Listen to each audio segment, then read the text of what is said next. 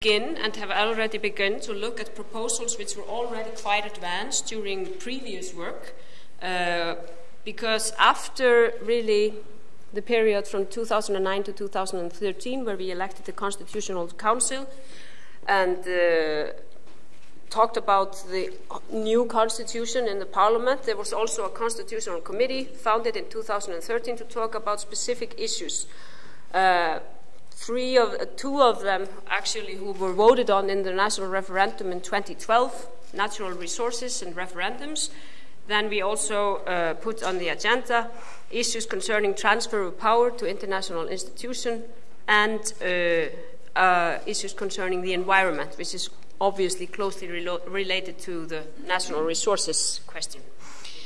Now, what we have been doing is we have been talking about these amendments, and we have already begun the work on chapter on the President and the executive power. The provision on how to amend the Constitution has also been talked about and put in process. And in this exercise, we benefit, of course, very much from the important work that has been taking place in Iceland during the last few years.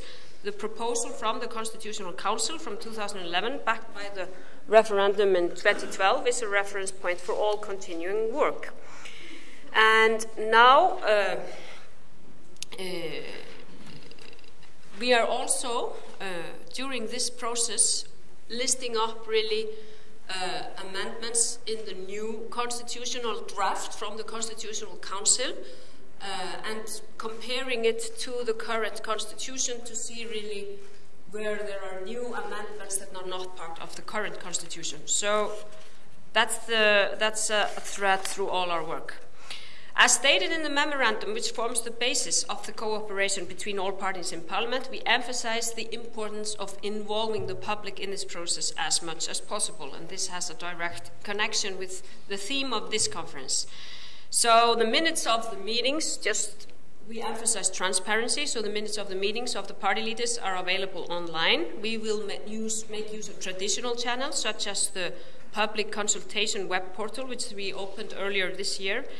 In addition, we have asked the Social Science Research Institute of the University of Iceland to come up with a proposal on how to carry out an opinion poll regarding constitutional matters, in particular regarding those reform proposals which have been in the public debate for some years. And then we intend to make use of specific polls as we progress in our work. And I think this is quite novel for the political scene in Iceland, to make more use of public consultation. We have been progressing in that direction, for example, by this new hub, which we opened earlier this year. I think all these experiments have actually been an exercise in transparency and in increasing the democratic participation of Icelanders, because in my opinion, what happened, because I was listening to a very good interview with Jón Ólafsson and Katrín Oddsdóttir this morning, and I think Katrín mentioned that when we faced the crisis in 1928, it was an economical crisis, but it was also a social crisis. And we see definitely changes that are not temporary, in my opinion. I think they have come to last. For example, that the increased interest of the public to participate and have influence is a change that wasn't temporary, just during the crisis. That's a change that we will see will have a lasting effect on Iceland. And I think that's a good change. I think that's a very good change for all of us, because it also has changed how we work in Parliament. However, I would be skipping the important point if I would stand here and pretend that everybody agrees on what we're doing. The truth is that the progress in 2009 to 2013 created a lot of conflict in Iceland. That conflict wasn't really new, because we had seen that conflict in earlier debates on constitutional changes. And what has happened is, on the one hand, we have those who want the new constitution as proposed by the Constitutional Council in 2011 to be adopted unchanged. On the other hand, we have a group who prefers very little or even no changes to the existing constitution, which to a large extent dates back to the mid-19th century. And there have been opinion polls made saying that Icelanders want a new constitution. A majority of Icelanders want that. But still, when we look at the fact that how people vote for political parties, the constitutional issue hasn't been on top of the agenda and we have quite an experience of that because we've had quite a lot of elections in the last few years, so we should really sense the issues that are on the top of the agenda. So this creates a problem, this creates a challenge. We are quite excited to see really what comes out of the opinion poll that we are making now, I'm planning to make, because then we might get a clearer view, because we are planning to ask a lot of different questions on what really the Icelandic public thinks about separate issues and the whole constitutional process. So I think that might prove a valuable inspiration for our continuing work. Now, the story of the conflict, in my opinion, has proved very polarizing for this debate. It has been difficult to talk about constitutional issues because everybody is really a traitor in either direction, and you don't get a lot of, it's very difficult to build anything up if we continue on that way. If we continue to talk about that very important issue by pointing our finger at the next person and say, you're a traitor because you don't want to do anything, or you're a traitor because you want to produce a collapse by having a completely new constitution. So I don't think we will get anywhere in that. And a lot of people have pointed their finger at me and said, you're a traitor because you want to go the middle way. And then I just say, okay, that's fine. Point your finger at me. I'm good with that. I've been in Parliament for 10 years, and I can take that. I think my role as a Prime Minister now is to provide a framework for the discussion between the parties. I want to see a strong involvement of the Icelandic public during that process.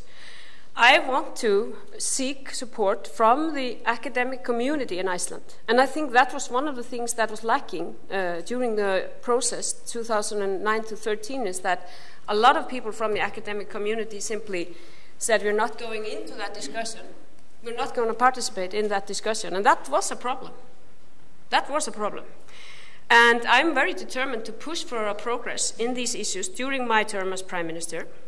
If we manage to finalize the review of our Constitution and, most importantly, agree on numerous important amendments, we will have a better Constitution. And I think also that it's an independent goal to get the debate from the trenches that it has been stuck in for the last few years. And I think the final goal is to finish the work on establishing our own constitution for our independent republic, which was postponed in the 1940s when our current constitution was proclaimed. But most importantly, we will have demonstrated to ourselves that we are capable of reaching an agreement on our most fundamental political questions. And I think when we look at the international arena right now, I think it's very important for politics in Iceland to show that we can make progress in this issue. When we look at the polarization, whether we look to the west or to the east, we see examples that I don't want to follow. So hopefully, politicians in Iceland will show that they can make some progress in this important issue during this term and the next. Even though there will be a new government, I do hope that the politicians will agree that the work won't be finished after this term, but we will continue our work. And I think the politicians and the political scene in Iceland owe it to the public to make progress in this holistic reform of the Constitution. But I also think it's very important for democracy and politics in general in the world to show that politicians can actually finish work like this that we started and have been talking about now for many, many years. So I'm going to continue to be optimistic. That's why I'm still in politics. And I think a conference like this, where we're talking about key issue, which is really the public engagement in this project, I think it can prove very valuable for us in politics. I'm looking forward to meeting the experts I'm planning to meet during these days, because it is actually a huge project that we are faced with. Thank you very much.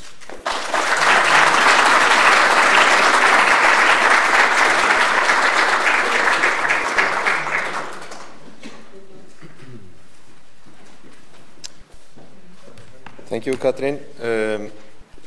I want to ask the next Katrín to step down.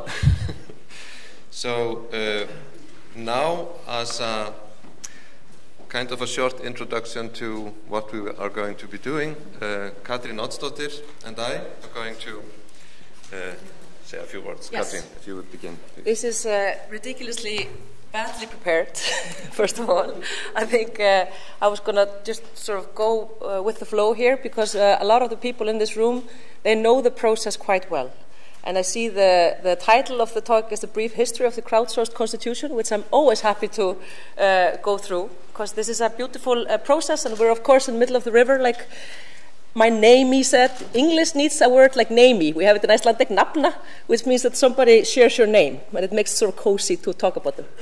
But anyway, what I wanted to do is to have a short recap on the whole process, the way I see it. And just to confirm, I'm the board person of the Constitutional Society, which is a small NGO in Iceland that has the aim to try to get the outcome of the referendum in 2012 into realization. So a lot of the things that Katrín said were good, I thought, in regards to this notion of us moving forward. But there's also, from my perspective, a lot of worrying problems that we have to somehow face and fix. So it all, of course, started with a crash. 2008, Iceland was on all front pages all over the world with our big financial crash. And we were sort of the canary in the mine. You know, if we came out alive, maybe things would be okay, because other nations were sort of following into that horrific crash mode that we saw. But the crash in Iceland was, of course, financial, yes, but it was also moral and political. And we had suddenly to face the fact that the nation we thought we were didn't exist, in a way. We thought we had very little corruption. We did not have little corruption, and we still do not have very little corruption, in my opinion. We had trusted people that we maybe were naive to trust completely, that had little experience in a very complicated financial world, and so on. So we had done a lot of sort of presumptions that proved to be wrong. And I think Icelanders were, in general, just sort of relaxing and going abroad and watching their TVs, and all of a sudden we just woke up and were like, what the hell? Society has gone completely haywards and we need to do something. So that's why people took to the streets in Iceland, and that's why we had those big protests, the biggest in our history. And we tried to correct what we thought was wrong. Now, in the middle of a crazy situation like that, it is very hard to figure out what you want. And I remember during this time, media would ask people who were protesting, so you don't want this? No. Then what do you want? I don't know. It's like saying, I want to leave my husband. Okay, then who do you want to be with? It's like, I don't know, I just want to leave. I don't want this, you know. So it's like this notion of trying to force people to visualize a whole new society, while all they're doing is saying, this here is not good enough. This here we don't want, you know. And that is maybe not fair. But what the beauty of this whole constitutional process gives us is that now we do have an alternative. So it's like saying, okay, maybe it's still in the drawer and they're working on it, which is great. But for me, it sort of feels like this. We have never done very remarkable things up here in Iceland in regards to democracy. We did elect the first female president. That was cool. We do have one of the oldest parliament. That's excellent. But normally we just follow. You know, we copy legislation from Denmark and Norway. We wait and then we sort of follow. But why should we do that? I mean, we have really interesting elements to our nation, like how few we are and how homogeneous in a way we are, and how much we know each other. And sometimes that works to our disadvantage. But we can also turn that around. And I think this whole process is an excellent example of a moment where we actually did that. Because, for example, inviting the people to participate in writing the new constitution, it had never been done, but it proved to be possible, you know, and stuff like that. And the whole way this process looks, like starting really white with the National Assembly, 1,000 people randomly selected, going with the specialists and analyzing everything, and then taking a short time to actually crunch it, and then going white again. I think this is an excellent model. And it has been sort of used in many places as a new sample of how to do things. But our problems are still here. We are still facing the fact that we have a system that rejects change, and that's why it's a system. It's not because people are evil. It's because systems, of course, are systems because they reject change. And in the new constitutions, there are some changes that would in the end of the day have a huge effect on this political system that we have today. But in my opinion, those changes would mostly be for the good. And if they are not, we can always fix it and change it. The problem with the current constitution is that it's very hard to change. And like the Prime Minister said, well, in the general elections, we don't see a huge outcome for the parties that concentrate on this, but the general elections are about so many other things that it's very hard from a mathematical standpoint to say, okay, ergo, there is no interest in the constitution, or people are refusing that constitution. I think that's not a logical result of the thing. We have once had the chance to say what we want as a nation for the Constitution of Iceland. That was in the referendum 2012, and the answer was quite clear. So in the only occasion we were asked, we answered. The only problem is that that answer hasn't yet been met. And I think slowly, we're all getting to the page that we know that we have to fix this. You know, and that is a huge success in a way, because the constitutional moment, where everything goes, like most constitutions are written after catastrophes, you know, when people have civil wars and stuff like that. Ours was just financial, we're very lucky. But still we had this moment of clarity where all of a sudden the whole population is talking about the values and where we want to go and why things are the way they are. And normally we don't have time for that, but we had. And we really must trust in that we had this moment and we did something new, and now we have to follow it through. And I feel that as time passes, quite to the contrary of most other samples around the world, the support is not dying, which is quite interesting. Because normally if you don't manage to seize the opportunity within this window of real change, where people really want to rethink the whole foundation of society, that window just slowly closes and things move on. However, here in Iceland, I sense, and especially, you know, it's good to hear from the Prime Minister that they are honestly trying to move this forward, that we are not going to do that. We're not going to just give up. And in my opinion, it's not only important, like Katrin said, because of the whole democracy question underlying this issue, that this is a hope for other nations to see that you can actually invite people to the table without being freaked out about them messing it up. And you can actually trust people, and there's actually wisdom in the crowd, and if you have a more diverse group coming to the table, you're going to get better results and so on. Those are all great lessons.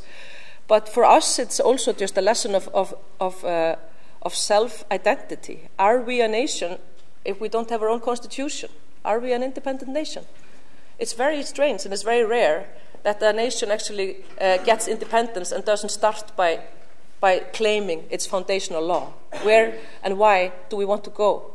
You know, and in our history, it was always supposed to be that way, and now 70 years later, we're stuck in this place, you know. And it's so wonderful that all of you have come here, all of you both from other countries and all of you from Iceland, because we're moving forward. And I think even though the hurdles, in my opinion, are, you know, also political, I can't but say that. I mean, I think, for example, the Independence Party of Iceland has been sort of, you know, stopping this in a way, but I'm really hoping those blockages are leaving now and people are honestly trying to move forward in consensus and doing things, really, not just stalling. And I think, therefore, sort of recapturing that we are at a place now which is very interesting. Either we can be courageous and really finish this together, or else we're just going to have another crash and another anchor wave and another, you know, beating each other up and beating ourselves up over not having finished this. So this is a moment where people should really stop the sort of blame game, I think, and really try to finish this and really do it on the basis of the outcome of the referendum in 2012. So I just encourage those people who currently hold the power and can make this part of their legacy to do it. Yes. That was, I don't know, it was chaotic, but in a way it was the brief history of the crowdsourced constitution. Jón, do you want to maybe add something?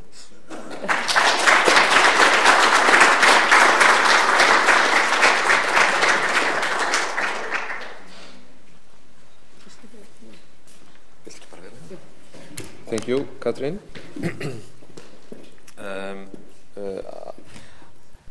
Well, I should say that Katrín and I come from a bit different directions. Katrín comes from the activism around the project of the Constitutional Council. I've been more on the academic side, maybe somewhat skeptical at times. And I think that's also a good alliance to start with here, because we really want to create a discussion here in this conference that has maybe can bring a new moment to this discussion here in Iceland and maybe in general as well.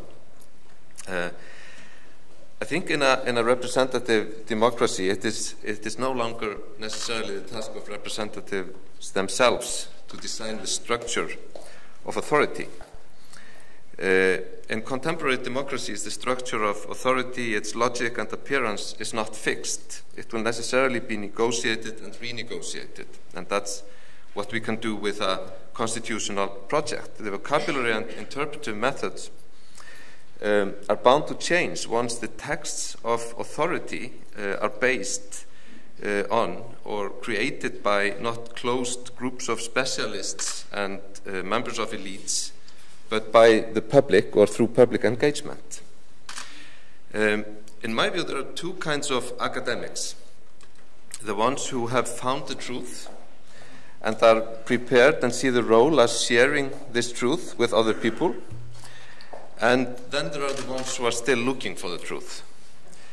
Those who belong to the latter group are interested in listening to other people, whereas members of the former group have no need for that. Politicians can be divided into two similar groups. There are the ones who promote certain views and demand that others listen to them, and there are the ones who want to listen and learn. They certainly have views and promote them, but they're also ready to review their views and revise them. This conference obviously has a strong preference for the latter group of academics and the latter group of politicians, and in general about developing a discussion and an environment of learning, I should say, where all participants are prepared to revise their beliefs. The main reason for us for having this conference now is, of course, the commitment by the new government, which Katrín Jakobsdóttir described so well to us, to revive the constitutional revision process. The discussion here could serve to strengthen this resolve and the resolve of the government to actually base it on public engagement and to understand what that means. There is much to be learned from the earlier attempts here, but the main thing is perhaps the ability to learn from the process so far. The discussion in this country has been, as both Katrín Jakobsdóttir and Katrín Oddsdóttir have talked about, somewhat polarized between those who do not care much about the draft constitution that was produced in 2011 by the Constitutional Council, and those who believe that the Icelandic Parliament should simply vote on the draft that was prepared at that time. In my view, whatever we think about the past, the real question now is how to begin again. How to regain trust, how to re-engage a public that may have grown a little tired of constitutions, to talk about why it is important to think about constitutions at all. I hope that this conference is going to enable us to think about basic, very simple and very naive questions, and that you can talk about them in an open and naive way, actually. As well as sending a message to the government about how to structure the task ahead. I want to thank all my co-organizers for working on this with me and for believing in the project, Katrín Oddsdóttir especially, but also Eileen Jarrett, who many of you, I guess, know very well. She has been in touch with many of our foreign guests here. Also, of course, EDDA Research Center, which is the main host of the conference and the Prime Minister's office as well. We're a little bit ahead of schedule, but I think we could take 5 minutes break and finish registration for whoever wants that. But then very soon we will have our first speaker, José Luis Martí, who comes from Barcelona. He and David Farrell, who is speaking after him, share a regional focus, which is very interesting at this time. We all know about what's been going on in Catalonia and Barcelona, although José is not specifically going to talk about that. And I guess most of us also know about the constitutional process in Ireland. So I hope these two speakers will both bring us up to date. José on what crowd law really is, what it means to have the public actually create the texts of authority, and David, to what extent the engagement with the public in Ireland, the use of mini-publics, and so on, has managed to bring the process there forward. So I think I'm not going to say any more right now, unless you want to say something, Katrin. Yes, that's an important thing. So let's say at 10 to 10, we're going to be back here and ready for the next, for the first speaker. Thank you.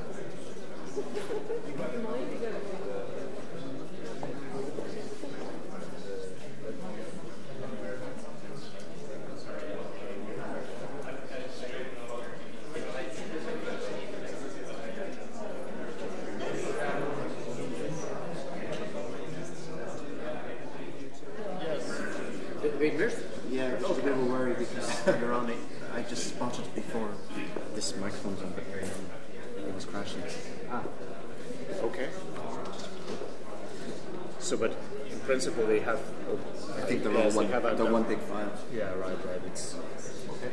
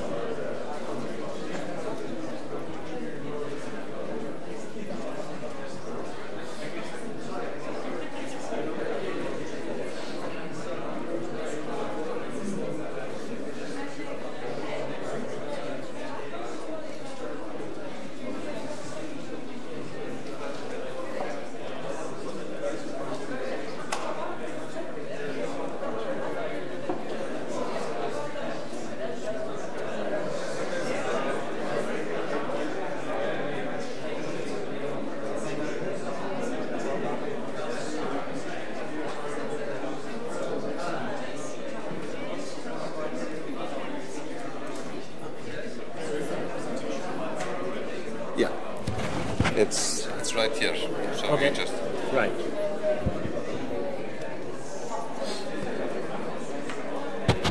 hello. I think we are going to get started.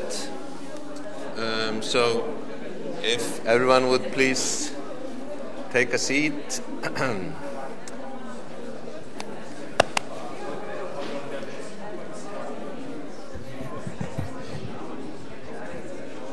We are starting now the first presentation.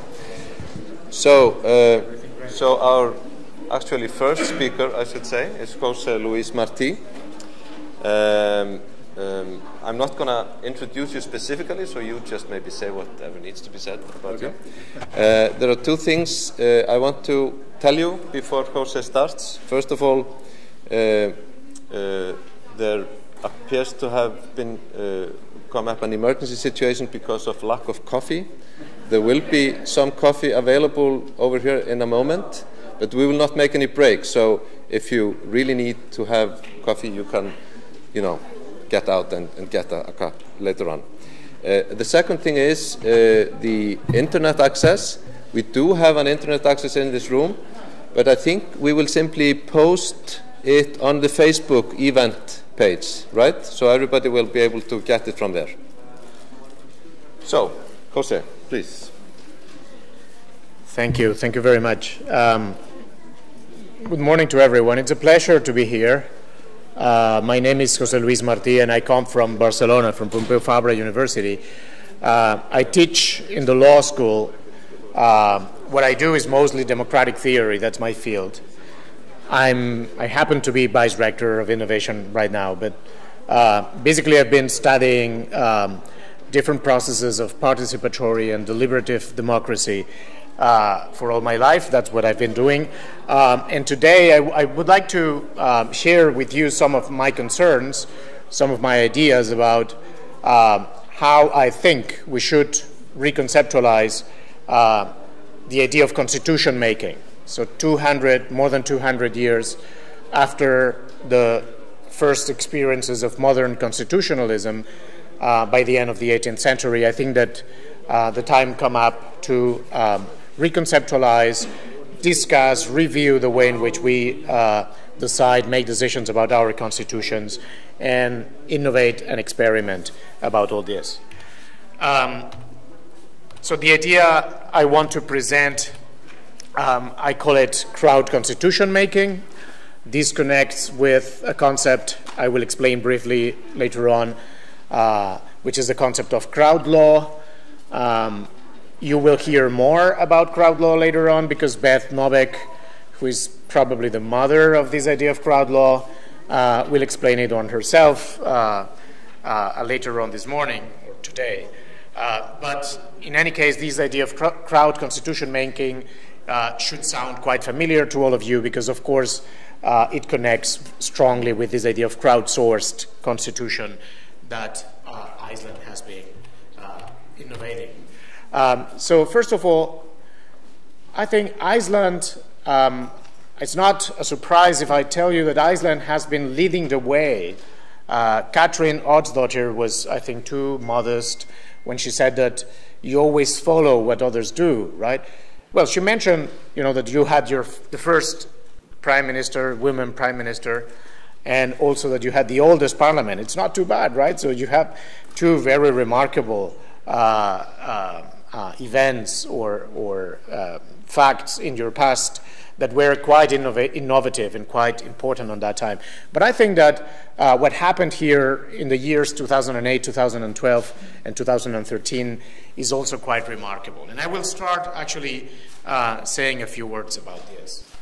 I think I'm missing some of the slides, maybe, but okay.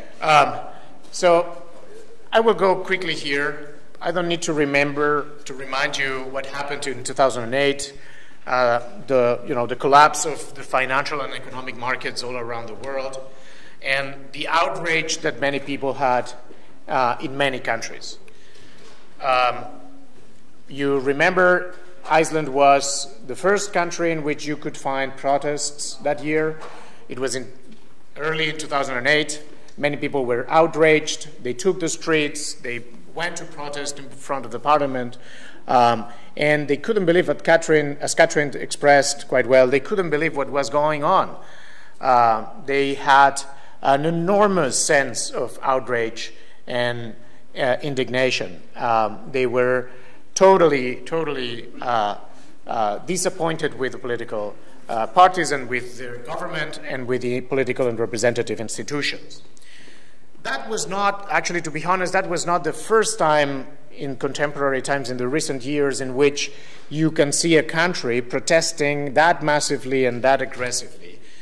Many people point out to the case of Argentina, 2001. You may remember that Argentina went to a default. They couldn't afford to pay their national debt anymore in 2001, and the government took all sorts of controversial decisions, and the people, again, were outraged. They went to the streets. They were protesting massively against the decisions of the government. What was the center of these mobilizations in Argentina was, again, a very familiar story to many of us, the idea that politicians are not representing us well, that we cannot trust the system anymore, that our representative institutions are not working. And of course, after Iceland, there are so many examples that come to our mind, exactly in the same direction. We have the Arab Spring, right? Tunisia was the first in December 2010. And again, Tunisia was not a democracy, but the people were outraged with the way in which the government had been managing the crisis. And of course, very quickly, you had Tahrir Square. That was like a symbol, right? That was very important for many people in many other countries. Thousands of people gathering in Tahrir Square in Egypt for days, for weeks, right? Protesting and resisting police aggressions and so on and so forth. The importance of Tahrir and Egypt and the Arab Spring in general for the other movements that came later has been studied for many people, right? And we can say that, for instance, in Madrid, which was Madrid and Barcelona and other Spanish cities, was one of the earlier mobilizations that were deeply influenced by the Arab Spring and by the Islamic protests 2 years before.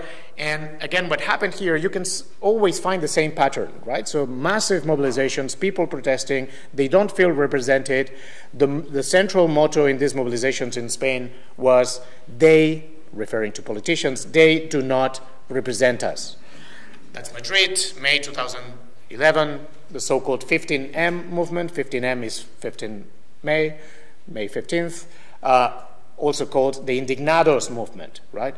The outraged movement. And again, they took the square, they stayed there for weeks, and they tried to change the system entirely. The same happened in Barcelona. I'm missing some titles here, but anyway.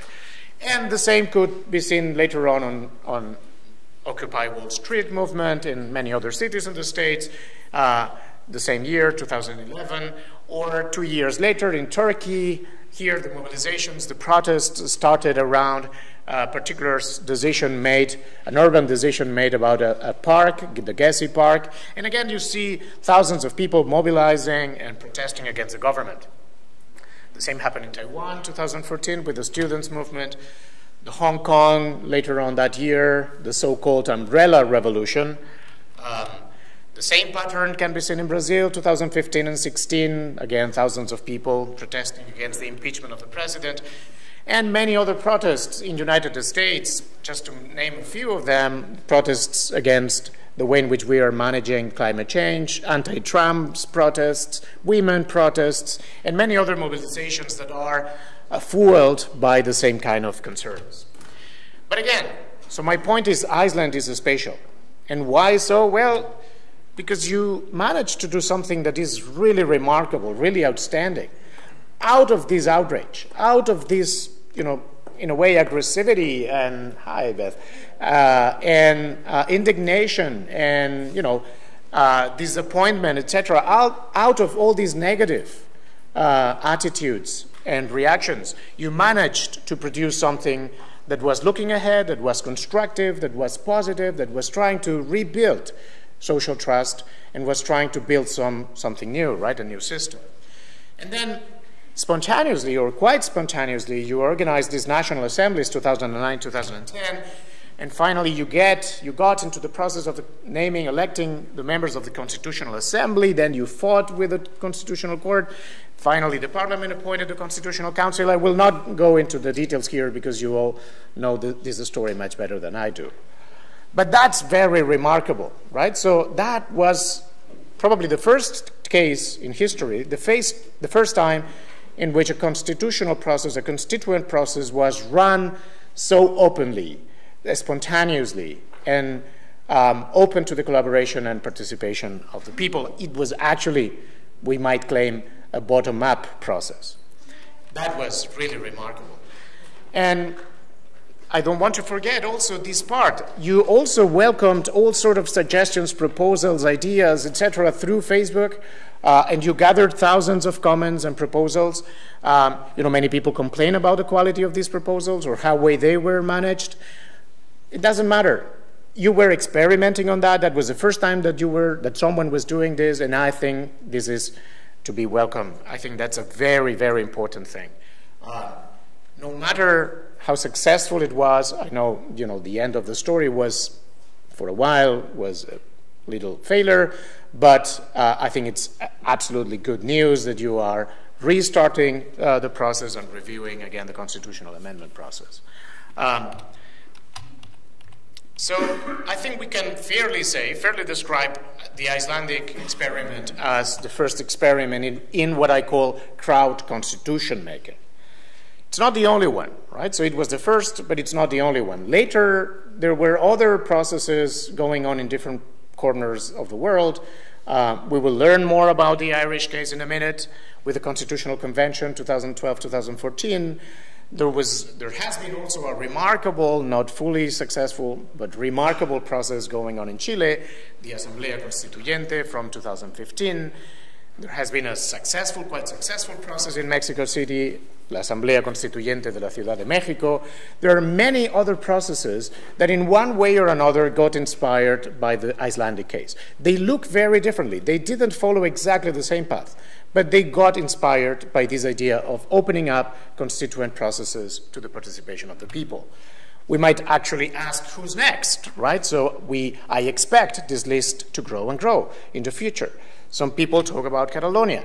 Actually, we were talking about this before. Catalan independentists, maybe too optimistically, they were interested in learning about the Icelandic case, the Irish case, and other precedents, basically to try to plan and design their own constituent process in the case that they could manage to get independence. As you know, they haven't managed so far to get independent, but if they do, the leaders of the process are committed also to this idea of having an open constituent process. So what is crowd constitution making? When I talk about crowd constitution making, basically what I mean is a part of a wider concept, a wider idea that we might call crowd law. Crowd law, I invite you actually to check and learn more in the crowd law's website, crowd.law. But as I announced before, we will hear more about it in the intervention by Beth Novak, who is probably the mother of the crowd law movement in a way. So she will explain us better what crowd law is and what crowd law aims at, etc. But so we might just give this initial definition. Crowd law is the simple but powerful idea that parliaments, governments, and public institutions in general work better, maybe much better, when they boost citizen engagement, leveraging new technologies to tap into diverse sources of information, judgments, and expertise at each stage of the law and policy-making cycle, to improve the quality as well as the legitimacy of the resulting laws and policies. That's, in a nutshell, the idea of crowd law. And of course, crowd law can come, as I said, it applies to different institutions at different levels. So crowd law can come from the highest level, which is actually constitution making, right? And then we might be calling here about crowd constitution making. But it can also apply to crowd law making in legislatures. It can apply to crowd policy making in regulatory agencies, or crowd adjudication in courts, or crowd execution in the executive and public administration, and so on and so forth. So crowd law is a very general concept that applies to very different levels, to very different stages of the lawmaking and policy making cycle. And again, we will learn more about it in a few minutes. So what makes crowd law spatial, to my view, is the use of technology first, and citizen engagement second. That's the second element, and participation. But what is crucial is that this use of technology and this citizen engagement focuses, it aims at the improving of the quality of the results of public decision making. It's not just participation for the sake of participation. It's participation oriented to create better laws and better decisions. It's not direct democracy, but it's not representative democracy either. It's a combination of both. Representative democracy, but opened up to the citizen collaboration and deliberation, and finally to collective intelligence. So now let me get a step back. As I said, modern constitutionalism, as you all know, it was originated in the United States, in the formation of the United States by the end of the 18th century. From then onwards, up to just a few years ago, constitutionalism has been, in my view, a top-down issue, a top-down business. We can just think in the historical examples, you know, the Philadelphia Convention, 1787, or in the Constituent Assembly in France, 1789, and any other example that you might have in mind. For modern constitutionalism, I think that the following 5 features are crucial. First, constitutions are adopted by constitutional assemblies or conventions whose members typically come from the elite. Usually professional politicians or notables or famous people or professors, academics, etc. But they come from the elite, right? Sometimes these members are democratically elected, and I will refer to these later, but not in every case. But even if they are conceived to be totally independent from the people, right? There's no mandate, they cannot receive instructions, they cannot receive indications about what they should do, the people cannot prioritize topics or issues, the people are not, in principle, able to say what they should be discussing about. They are not even responsible for the agenda. So they are conceived to be totally independent. And that's also very important, deliberation in these constitutional assemblies and conventions is supposed to be run behind closed doors, right? And there are many reasons actually to do that, because you don't want the people just to show off and speak, use rhetoric just to impress the people and so on. So you want a genuine deliberation occurring there, but the result of that is that then these deliberations are again occurring behind closed doors and the people simply ignore what they are discussing. Fourth feature is that the framers or drafters, those who are responsible for writing the draft and the concrete text, they are usually a smaller group, sometimes commissioned by the assembly or the convention, but they are not accountable, or if they are just accountable to the assembly, but never to the people directly. And again, they are supposed to be quite isolated from social pressures, political pressures, and political input from the people. And finally, and most importantly for me, in modern classic constitutionalism, you can find two moments of popular participation, at best, right? So in the best case scenario, you can find two moments of popular participation.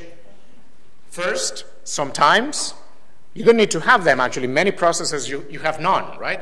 In some other processes, you find one of them. But in the best case scenarios, you have two processes or two moments of citizen participation. One is what I call the previous act of authorization that usually happens when the people elect the members of the assembly, right? In some cases, the members of the Constitutional Assembly have been elected democratically. But again, as I said, this election comes with no mandate, no concrete instructions. They are not allowed to send any message to the members of the assembly. It's just a blind check, right? So it's just blind trust, this act of authorization. Second, in some occasions, there is an ex post ratification process that usually comes through the process of a referendum. And that's the second and final form of input of popular participation. Again, you don't find this referendum in all processes in history, right? If you look back at the processes of modern constitutionalism, it's quite a recent innovation, right? To have this kind of referendum as an ex post ratification. I think we can say, we should not be, too pessimistic or catastrophic. I think modern constitutionalism has been a success. That's my positive opinion about it, right? It has been quite a success.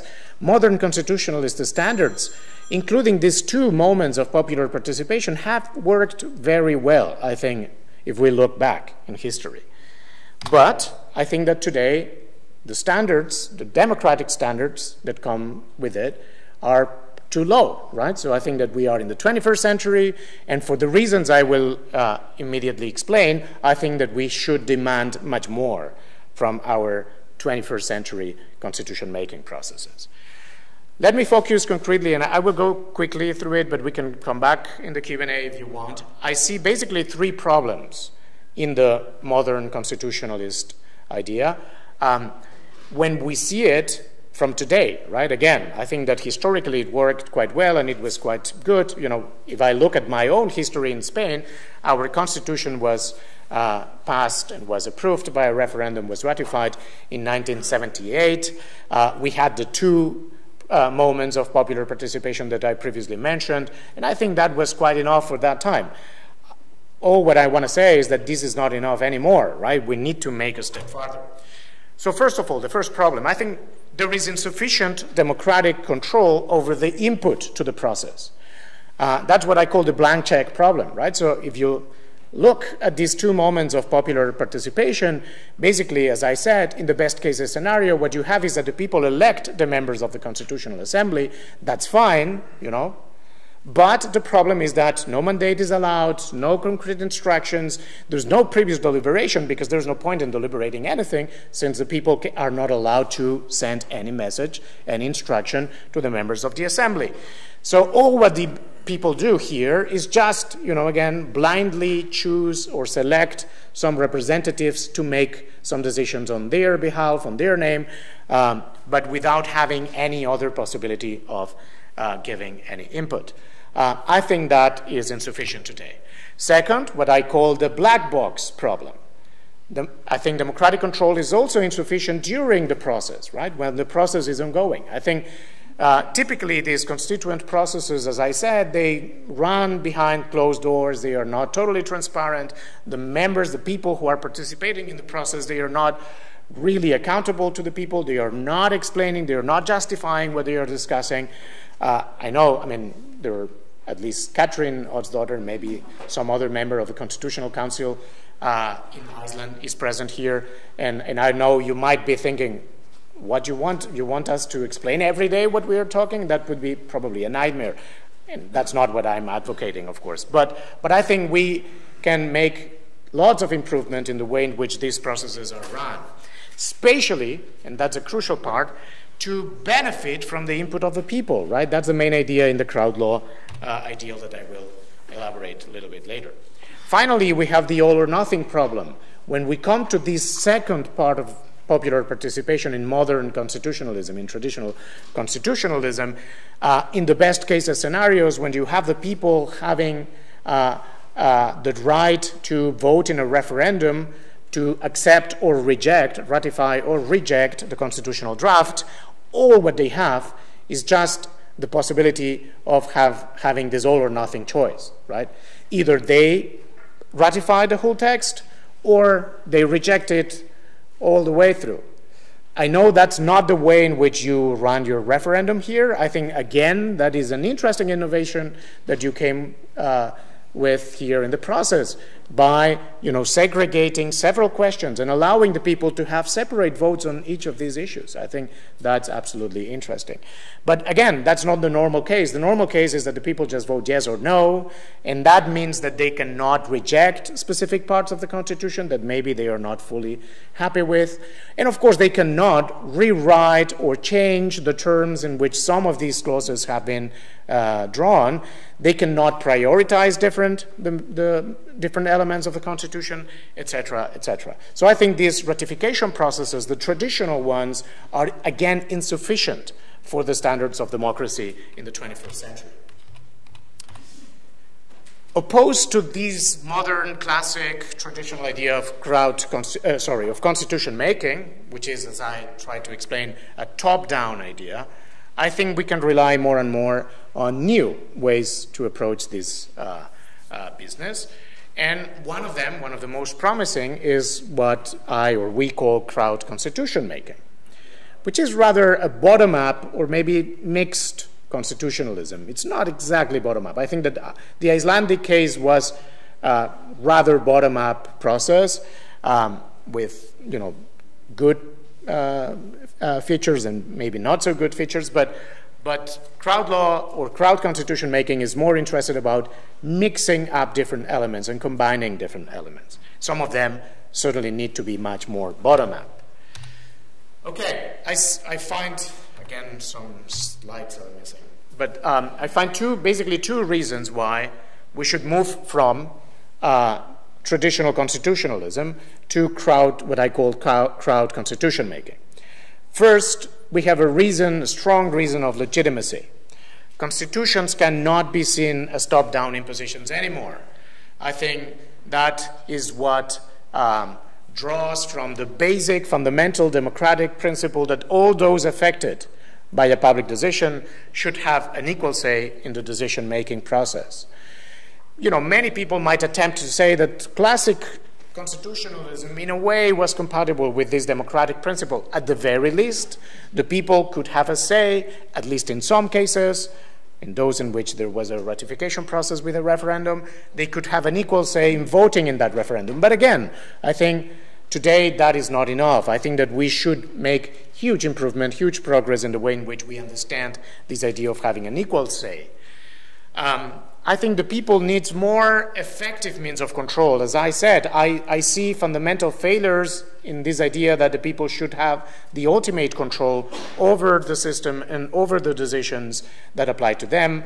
And I see these failures at these three levels: over the inputs to the constitutional process, over the process of constitutional amendment or constituent process itself, and over the results. But the second reason, and also fundamental for the ideal of crowd law, is that by engaging the people, by inviting the people to collaborate and bring new ideas, bring new sources of information, bring their judgments and their sources of expertise, we can have a fundamental and remarkable impact in the quality of the decisions that are being made.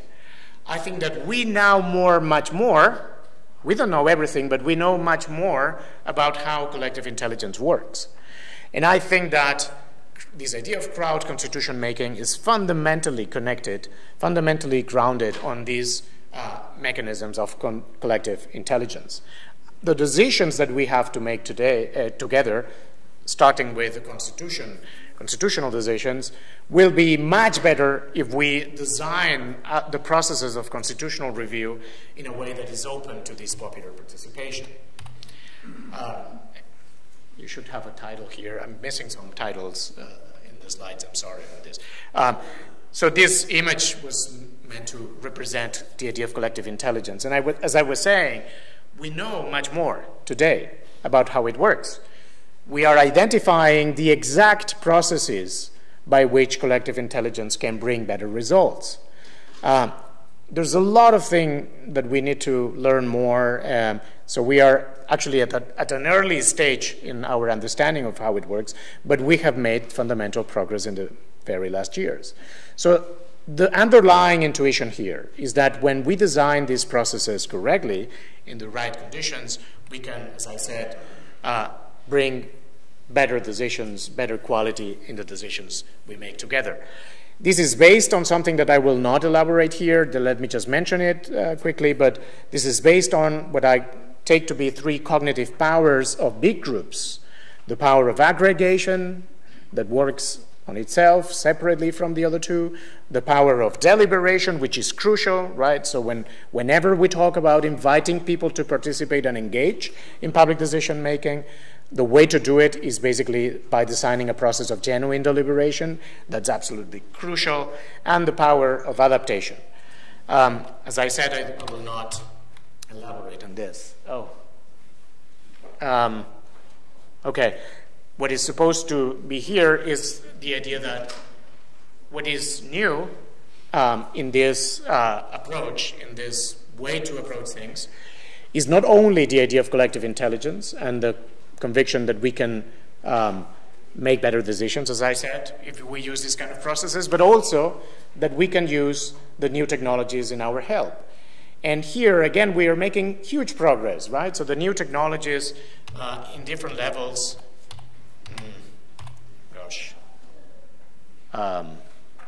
Let's see what I can do. You know, John, do you have another PowerPoint here? No, that's all what we have. Okay. Let me just, sorry. Because, again, I'm missing a few slides here. Let me just go through.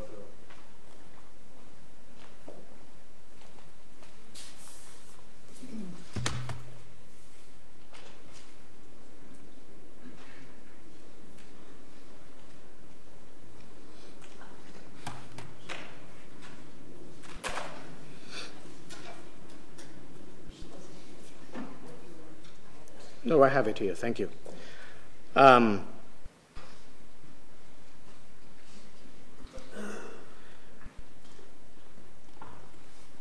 That's actually a nice way to tell me that I should speak shorter. Doesn't matter. I can skip some content. But so let me, before getting to this third part of my talk. So basically, I was finishing the second part in which I was explaining this idea of crowd constitution making. And as I was saying, what is crucial, again, if you remember the definition I gave you, what is crucial for crowd law and for crowd constitution making is the use of new technologies. I think we can experiment, we can innovate here a lot, and there are many technologies that can be of help here, from social media and mobile technology and big data analysis, machine learning, artificial intelligence, and you know all the technologies that are now fashionable, and probably new technologies that we will learn about in a few years. So again, these new technologies can help us to design processes of constitution making that are open up to citizens' engagement and participation with the aim of improving the results. That's the key idea I wanted you to keep in mind. The conclusion, as I said already, should not be that we know everything, that we know all the responses. So I'm not here actually to give you any definite or close response to the challenges that we face. I think what most of us or many of us can share is the conviction that the traditional forms of decision making are no longer working well. I think that's part, maybe not the entire of it, not all of it, but it's part of what triggers the citizens' participation and citizens' protests in the years 2008 and onwards that I started mentioning. I think that this dissatisfaction, this disappointment, and this outrage, in some cases, with the way in which the system is working, is what should trigger as academics, as practitioners, as politicians, which should trigger our quest for finding new responses. And I'm here basically advocating some ways to think about this finding of new responses, but I'm not bringing to you or providing any definitive or closed proposal. So I think the main conclusion I want to draw from this second part before going to my third and final point is that we need to experiment, right? So I think that's a conclusion that we should all agree with, and if you don't, I'm happy also to discuss with you in the Q&A why you don't. So the third point I wanted to make concerns another element that we should take into account. I think the Icelandic case has been a fantastic model, a fantastic inspiration for this second concept, or the second element of my talk, the idea of crowd constitution making. And I will come back to this by the end of the talk briefly. But I think there has been something missing, to my view, in the Icelandic process of 2008 and 2011 and 12. A missing point, a missing feature, or at least let me put it that way, I think there's something that we should take into account more and more here in Iceland and in other countries in other parts of the world. And that's the idea that whenever we are making new constitutions or reviewing the old constitutions now in our democracies, we should take into account fundamentally, as a point of departure, as part of the world in which we live, that we are living in a globalized and digitalized world. We are not anymore isolated, right? That's why I had this drawing, right? So this is like the image, the typical image of the Westphalian global order. The world is composed of different countries, each of them with its own flag, with its own constitution, with its own legal order.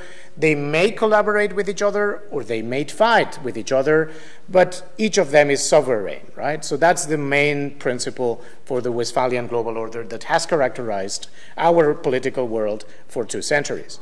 So it's not surprising that back by the end of the 18th century, when the United States got independent from the UK, from Great Britain, and innovated for the first time in a modern way of making constitutions, it's not surprising that the first thing they thought is that they were in need of elaborating a constitution for themselves, for the people, right?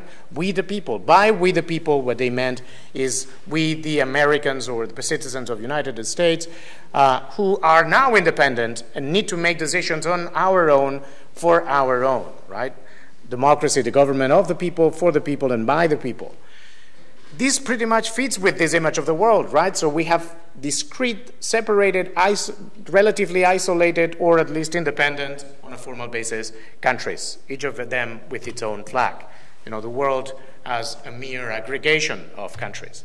But I think that's not anymore the world in which we live, right? So we live nowadays, and you all know that, we live in a world in which everything is interconnected, and everything is interdependent.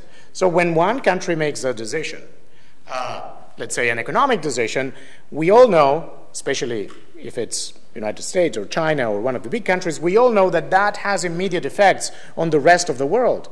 Actually, you don't need to be the United States to have this effect. You can be Greece, and Greece can also make decisions that can have important influence or impact on the situation of other countries. So we now need to reconceptualize our politics and also our constitution making to take this into account, to assume that we live in a totally different world. Let me just very quickly, in my last 8 minutes, let me very quickly give you just a few examples. I will go very fast here. Give you a few examples of how different our world is. Here you probably don't see the names, but here you have a list of the biggest economies in the world. In black, you have countries. In red, you have corporations. So Spain is the 10th biggest economy in the world, just before Australia, which is the 11th, but the 12th is not a country, it's Walmart, right? And the 13th is Sinopec, and the 14th is Royal Dutch Shell. And as you can see, many global corporations are much bigger than most of the countries of the world. that tells us something about the power that these global corporations are concentrating. They, of course, are global. They operate all around the world. They don't care about specific regulations in one country or another. From the point of view of these companies, if Iceland comes with a constitution that is not exactly what they were expecting, that's just a little complication. If they can, they will go through it, they will do whatever they can to try to change it, and if they cannot change it, they probably will not care. So that's the kind of world in which we live today, and we have to take this into account. And of course we have, as I said, I will mention several examples that we all know, right? We need global regulations of the financial sector, which is also global. We need to do something about offshore countries. That's crucial and urgent if we want to keep some fiscality, which is again necessary to keep alive our welfare programs or any other policy we want to take. We have a huge climate change problem, and we are not doing very well in coordinating. So if this kind of Westphalian idea in which different countries come to cooperate with the hope, in the best case scenario, with the hope of dealing together with some common problems, has proven to fail in cases like climate change, because we have had several summits, international summits, with very tiny results, and we are actually going backwards. We have global ecology challenges, right? The preservation of ecosystems or the protection of endangered species. Or we need desperately and urgently to do something about extreme poverty, which is, of course, we know, is triggering immigration and is triggering inequality and is triggering cases of domination all over the world in degrees that we cannot afford anymore. And we have also global challenges of global health and the risk of pandemics, and doctors tell us that it's just a matter of time, that we will face a lethal pandemics that will kill many people around the world. And this is, of course, a common problem that we should all work together to deal with. We have the risk of natural catastrophes, and we have concerns on nuclear security to prevent nuclear accidents, but also to keep under control nuclear weapons. We have global terrorism and global crime. We have, the risk of unregulated private military companies, which is not very as much well known as the others, but it's also a really serious problem in the world. We have, of course, problems of digital security and privacy. We have problems of controlling the 5 big tech companies in the world, which are huge by any standard. This is unprecedented private power concentrated in the hands of very few people. And countries or states alone, separately, they cannot deal effectively with them. Even United States, the most powerful state in the world, is not proving able to deal effectively with them. We have, concerns about potential dangers of artificial intelligence or many other situations. We have also growing concerns about how some public but undemocratic powers are using all these new technologies. So we have China with this massive program of surveillance. The old mindset coming from the Westphalian world and from traditional constitutionalism would tell us, when we learn about this case in China of massive surveillance and massive domination by the state, would tell us something like poor Chinese people. Right? They are being more and more under the control of their government, and there will be less room for privacy and some individual freedom. So that's the immediate thought that came out in the old frame: poor Chinese people. But that's not anymore the right frame. China's power is a global power. Their power of surveillance is not only affecting the Chinese citizens, it potentially affects all of us. And we don't have any means of control over these governments. Not to tell, of course, what some people claim that has been the interference by Russia, and concretely by Putin, in some elections. And again, we are now facing new elections in this year, in fall in the United States, next year in Barcelona, in Spain, and more people are suspicious about how fair, how integral these elections can be. I come from Spain. Last week we had a scandal when we learned that one political party approached Cambridge Analytica to get information and potentially manipulate the people through social media to try to, gain a few more votes in one direction or another. So this is a common concern that we all have. So in the end, we face new global challenges, many of which involve unprecedented forms of huge concentration of power, both private and public. And state sovereignty is no longer able to deal effectively with those challenges and keep such forms of power under control. What I propose, sorry again, I'm missing a few slides. What I propose is to draw three conclusions, and I will end this third part with them. So the first one is the obsolescence of the Westphalian model, grounded on the principle of state sovereignty, that should push us to look at different kinds of ideas. Fortunately, there are many ideas out there. So there's people working on the so-called global constitutionalism. With some people like Habermas or Matthias Kuhn or Anne Peters, what they claim is that we are already going on through a process of constitutionalization of the international order. They see some elements of that. So it's not only a desideratum, but it's actually something that is starting to go on. We have the rise of global networks and new global actors. Many people now are keen on the rising power of global cities as a new global actor. Maybe we can rely on them to try to, get newer alliances and new possibilities of cooperation. We also should hope in the rise of global public sphere and again on the role of new technologies, because whenever we come to talk about global governance, new technologies again are key, are crucial. So again, what is in crisis, I would say, is this old idea of we the people. I think this idea, which was the center, the starting point, the point of departure for classic constitutionalism, is no longer clear, is no longer stable. The truth is that we are all affected by these global challenges.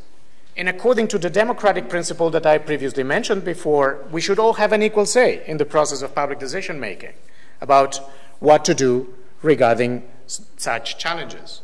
So this arises the following question: who is now the people when we go through a process of constitution-making? Who is the people who should make decisions in the case, for instance, of the Icelandic constitution-making process of review? I think there's still a sense in which we can talk about the people, basically meaning the Icelanders. But what is crucially important is that we should understand that these people is not an absolute sovereign anymore. Whatever decisions you come to make here through the process of constitution making, those decisions are not the ultimate layer of authority over the situation of the political world of Iceland. Actually, what I would say is that there is no final authority. One of the things we should learn about all these changes in the world is that there is no final authority in our states anymore. If there's any final authority, all the humankind is the final authority. But of course, we are still too, it's a too early moment. We are too far from a situation in which we can emerge as a global demos or as a global people. So far, I think all what we can do is actually go through our processes of constitution making, and Icelanders should make, of course, the decisions that are relevant for these processes of constitution making. I think there's a reason to do that based on some kind of division of labor argument. But, and again, I'm missing some slides. I'm sorry. I'm coming to an end now, but I'm missing the crucial slides, of course. So what I wanted to say is that I think that there's room still to say that the decisions, that people who need to vote in a process of constitution making in Iceland is basically the Icelanders, the Iceland citizens. But that is compatible with looking at the whole process, again, as an open-up process to the collaboration and participation of citizens, and in this case, not only of citizens of Iceland, but of citizens of other countries as well. We should more and more approach our processes of constitution making as interconnected interdependent processes in which we can learn from each other and we can get a lot of benefit from hear what others have to say. That's my proposal to the new process of constitutional revision that you want to have in the near future. I think that's my amendment to the fantastic process of constitution making that you went through in the preceding years. I think that you should be much more open to the participation and opinion of people abroad and people coming from different countries. Let me just finish with summarizing the 6 conclusions that I wanted to make in this talk, and I will close here. So the first conclusion is that constitution making should not be top-down anymore. Constitutionalism, therefore, needs to be reconceptualized. I think we will probably agree on that. The second conclusion is that we need to experiment and explore new forms of citizen engagement at all levels of lawmaking and public decision making, but including, crucially, constitution making. And tech, the new technologies, must have a central role in such experimentation. We should not be shy. We should be actually, audacious and brave here. The third conclusion is that there are no final authorities, no absolute sovereigns anymore in today's world politics. Everything is interconnected. And we must rely much more and more, in global overlapping networks, right? It's our common business. When you Icelanders go through a process of constitution making, it's not only your business, it's also my business. Not only because I can learn from you, but also because if you have a better constitution, that is also something that goes in my benefit in the kind of world in which we live today. So we need to rely more and more on these kind of global networks, and never forget that the highest form of collective intelligence is actually global collective intelligence. The fourth conclusion is that a state constitution today is only the highest rule of a subunit of the global order. Pretty much like a constitution of a city, right? Regarding the legal order of the state. That doesn't mean, of course, as it happens in the city, that doesn't mean that all human beings should vote in a constitution for Iceland. I didn't say so. And I think it doesn't follow, right, from what I said. What this means is that when the citizens of a city are making decisions for the constitution of their city, they need to assume, they need to have in mind that they are not isolated, not autonomous from the other cities, and that the decisions they make, of course, have large impact on what others make and do. The fifth conclusion is that it makes sense that only citizens of each state vote, as I said, and decide about their respective constitution. But again, we should be much more open to the participation and input of other interested people. I guess that if the process of constitutional review in Iceland is run in Icelandic is the language, which is, of course, what I expect to be, that is probably not, that is probably an obstacle for the participation of many other people in the world. But maybe we should also think about it. Maybe you should work in having some English translations of it. Because again, the underlying idea is that it's everyone's business. It's not only your own business. You will have the last word. You will have the vote in the process. But it's everyone's business. And finally, the sixth conclusion is that state constitution-making processes should take into account global challenges and global processes of constitutionalization. And they should learn from each other. In a way, they should learn from each other and study what others have done and try to accumulate knowledge about this. And that's actually what you started in 2008. That's exactly why Iceland is a special case. That's why the rest of the world must be grateful to all of you for having innovated in the way in which constitutions are drafted. And that's why I'm also happy to be here and sharing with you my thoughts. Thank you.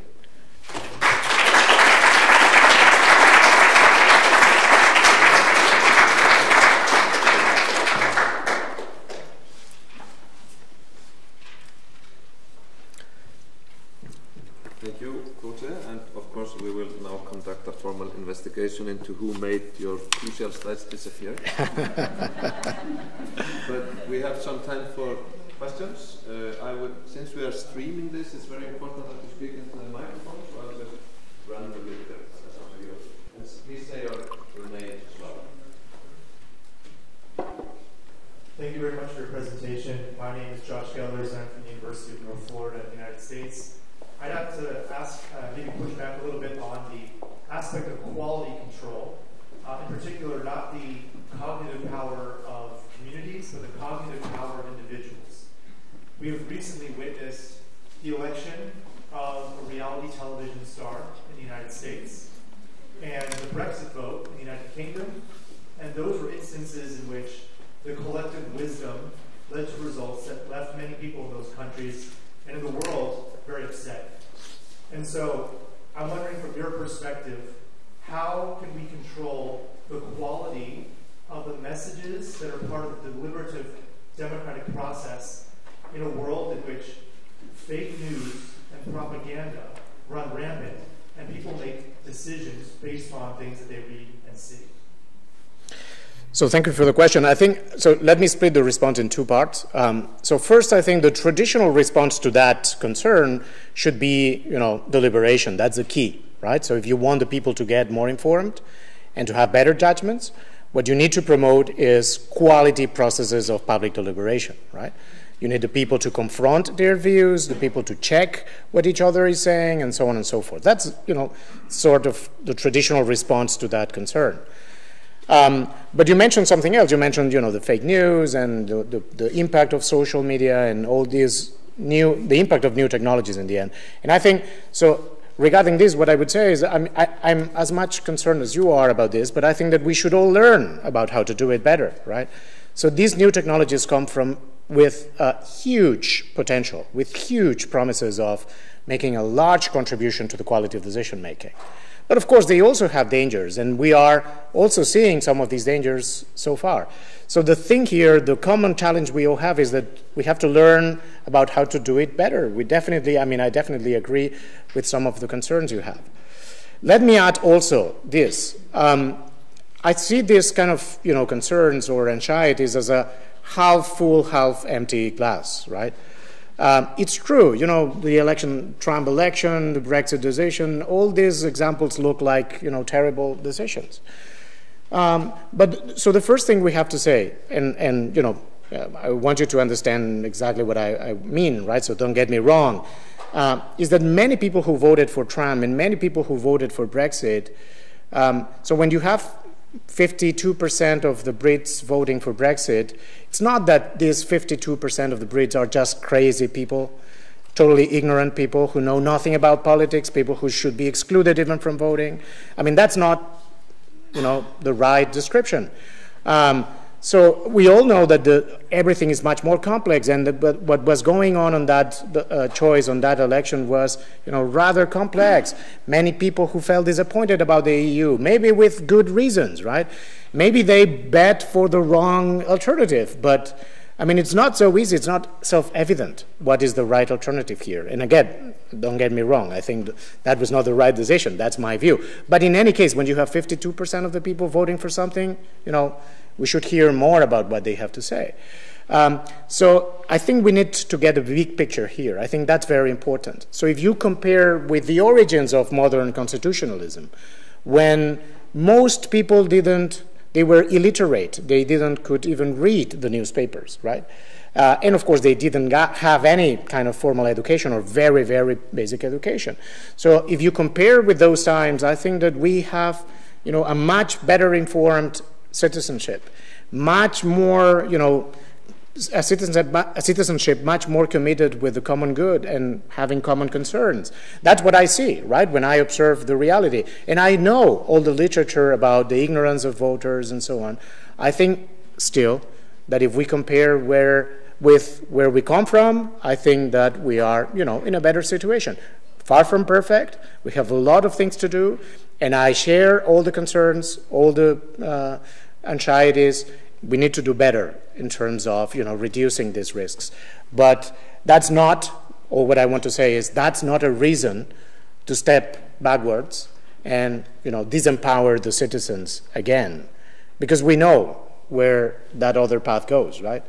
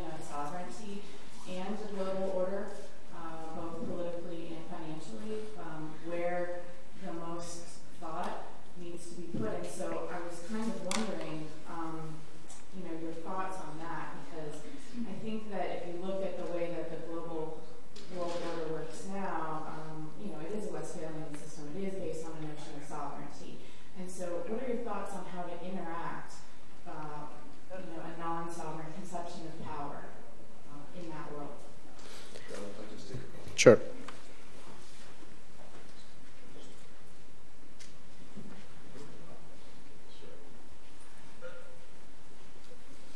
My initial question I will have to do with the first question. My name is Sam Green. I'm a peace strategy investing in Spain. Now, there is a reason why we resorted to top-down constitutional method. Bottom-up constitutional making and transitions turn out to chaos, especially in a world where we have manipulated public, uninformed public, and misinformed public. How do we sort this out? The chaos that usually comes from bottom-up constitutional making. Thanks.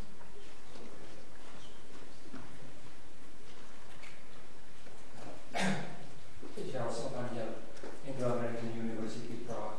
I have a follow-up actually on first and last question. I attended a conference at NYU autumn 2016, just 1 week before US elections and after Brexit. And there was this question, what's the reason of this major populist movement? And two major theories, culture theory, economic theory. And Pippa Norris from Harvard, who is kind of prime example of proponent of cultural theory, presented her argument. And she was arguing basically that it's an issue of process, that the younger generation is more educated, that's what you talk about. In the meantime, there were some other actually contributions saying that it's more complex, that these also historical components contribute, they combine to each other, and so on. We see major pushback today. And so Pippa Norris' argument that we should just wait, it will work out fine. But in the meantime, a lot of things are going wrong. And so my question is about really structural reasons behind this pushback. And that has to do, as a lot of people are now pointing out, to specific characteristic of new technologies. You have this power of accelerate, yes, and amplify. And so if you have very kind of system of inequality, this system is even more amplified and accelerated. And so how would you address this issue? Because you say we should have this, we should have that, but in the meantime, things go in a wrong direction. Okay, just let's try to be brief so that Jose will get some time to answer all these questions. Beth Novak, just very briefly, you've reflected a lot on the procedural justice elements of crowd constitutionalism. I'm wondering if you've given further thought to them what this means for the substantive boundaries. If we use the powers of collective intelligence, does it change then substantively what can and should be in the sort of frame of what we think about as constitutionalism? And one last question. Yes, thank you very much for a very thought-provoking talk. Catherine Dupré, University of Exeter. And I noticed your encouragement and the invitation to Icelanders to translate some or most or all of their discussion on the constitution-making process into English. So my question is, it suits me as I happen to speak English, right?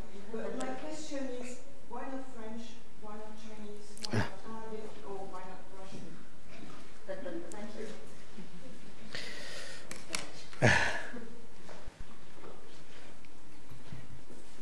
Okay, so thank you all very much for these fantastic, terrific questions.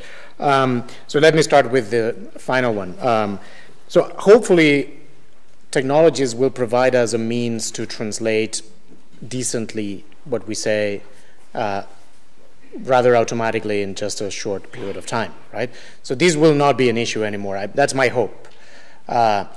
Because I think, I prefer to live in a world in which we have, thousands of languages as we have today. So I wouldn't like, to see continuing pressures over all human beings in the world to move to English to be able to have a global communication, right? So I think that these automatic devices might be the solution at some point. In the meanwhile, I think English is just, as a matter of fact, is the language that is spoken by most people in the world, right? As a second or third language, at least. So I think it's just a practical concern here, but fair point. Okay, so going back to Beth's question, so I think it's true that I didn't say much about the substantive impact that collective intelligence may have in the justice and substantive correctness of our decisions. That was the response I was waiting to give at some point. That was in one slide that I couldn't show, but but it's true that, as I said, the main contribution of crowd constitution making is not only that it enhances the legitimacy of the decision by welcoming more people and hearing more voices, etc. But it's also an impact that it can have in the way in which the resulting decisions are made more just. And how is it so? Well, it's simple, right? So when you hear the voices of those who will be immediately affected by the decision, we know, right, that just by hearing what they have to say, if you pay attention to what they have to say and you take into account what they say, that's a way in which you can integrate their views in your own judgments. So that's a way of transforming your individual judgments into more common judgments or more fair judgments, which is basically the essence of justice for me, from my view. So yes, I think that's also a crucial part. Okay, so let me address the post-sovereignty question, and then I will end up with a sum of concerns about populism and the situation in today's world. So I think the question about sovereignty is not easy at all. It's one of those spots in which I want to say what I already said. I don't have definitive responses here. I think we should all explore new ways to approach these things. I have my own view, right, and I'm actually working on providing my own view. The world I see for the future is a world in which we will not have absolute sovereigns, not final authorities, but we will have sovereigns in some sense. It's only that these sovereigns are overlapping, not absolute, so relative sovereigns. And for instance, just to give you an example of the idea I have in mind, we will see more and more states representatives, so states, prime ministers, or foreign office ministers, in international summits negotiating in the same table with city mayors, right? City mayors or cities are becoming global actors as well. When city mayors are sitting in a table in an international forum, they are representing the citizens of their city. They are not accountable to the other citizens of their country.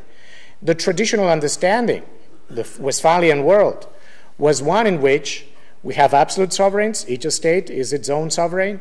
So when city mayors go to an international forum, all what they do is they are representing the states that have delegated their power to them, right? They are accountable to the state, and they cannot defend or advocate anything else than what the state or the state government is advocating for. When the city mayor of New York or Philadelphia attend an international meeting, according to the old logic, they should be all aligned with the White House, with what Trump is saying, or with at least with what the Congress of the US is saying, right? Because that's, the old traditional Hobbesian view of state sovereignty. I think that's not anymore the case, and I think that when mayors attend international summits, they operate as sovereigns of their citizens, as representatives, of their citizens, and they, hold some kind of relative sovereignty, not absolute sovereignty. And all what we can see in the global order, that's my view, is more and more overlapping of these kind of relative authorities. And we hope to have some collaboration, to rise some collaboration among them. But again, I'm not claiming that this is the only response or the true response, or, what we have to do, my only firm conviction here is that we need to explore and experiment. Because basically we are in need of a new thing, right? So we should resist the temptation of just extending the old recipes and the old concepts now to a higher level. I think that will not work. And finally, addressing all these questions about populism and chaos in bottom-up constitutional making and so on. Of course, I will not defend chaos, and I think that's it's something we should all try to resist. But I think the first thing we have to keep in mind is that if the alternative to this chaos in some particular cases is basically the old recipe of top-down structures or institutions that have proven to be insufficient. As I said, I want to insist on this. I think they worked very well for a long time, but now they proved to be insufficient for what citizens want. I think, that is actually fueling, that will be, fueling and contributing to enhance these dangers of populism and, populist reactions. I think that's what, I started my presentation with these pictures of these massive demonstrations and mobilizations in many countries, in democracies, in non-democratic countries all over the world, right? So this is a common problem, a common concern that we all have. I think that all these protests were unified. They all shared this idea of being dissatisfied with the old top-down ways of doing things. And I think that you might look at these squares and think that that was chaos, right?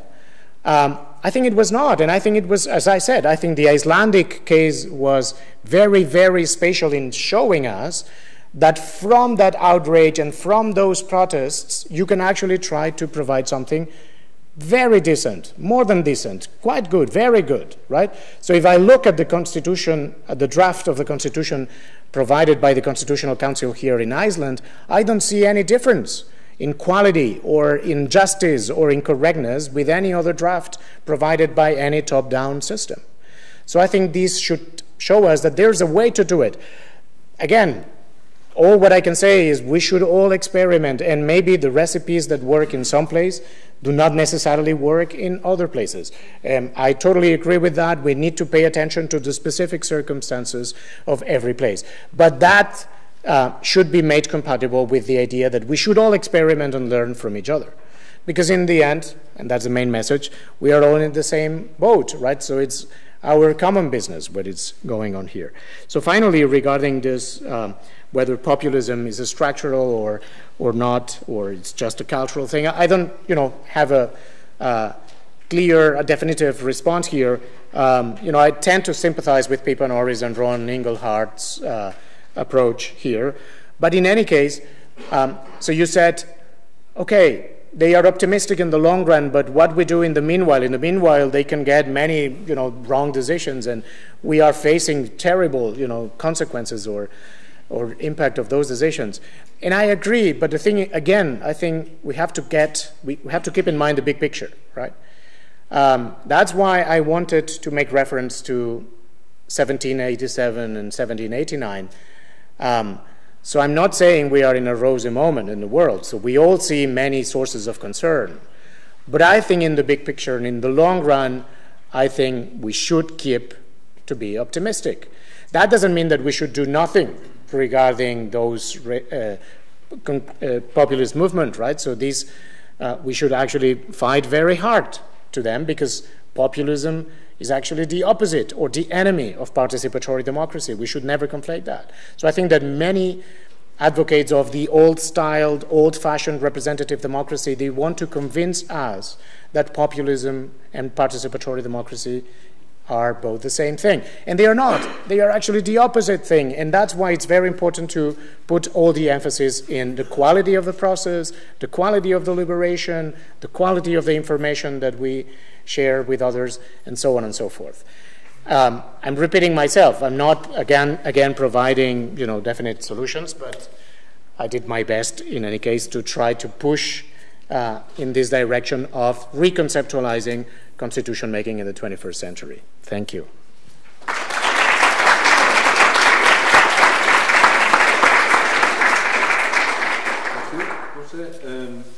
There were very clear requests for coffee this morning, and there is some coffee outside. I'm not going to make a real break, but for those who really need to have a cup, please go and get some while we prepare. Yeah, you should be first.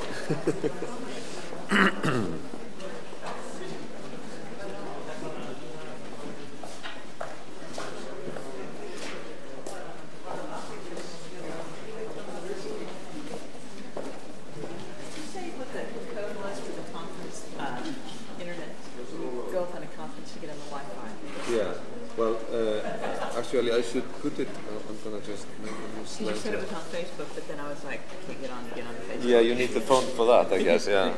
But I'm going to just, let me see. Just if we look down the row, I can then see if it's looking okay. Yeah, it's just that, I think because we're all quite straightforward on white background. Yeah. It was the black background that disappeared in Jose's case. So. Does it seem alright? Go back up a few, sorry. This one? Yeah, that's okay. Yeah, that's fine. Okay. I think we're okay. Good. Phew. Já, takk fyrir komin. Hvað segir þið? Jú, það frjáls, alveg frjáls. Ok, sömuleiðis. Yeah, of course.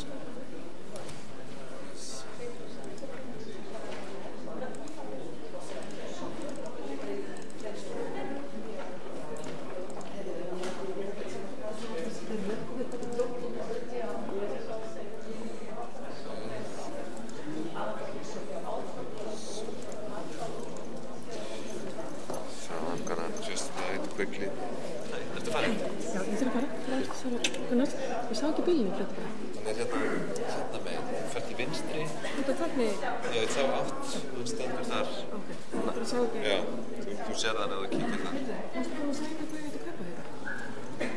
Má ég hérna tala um þetta? Já. Still announced the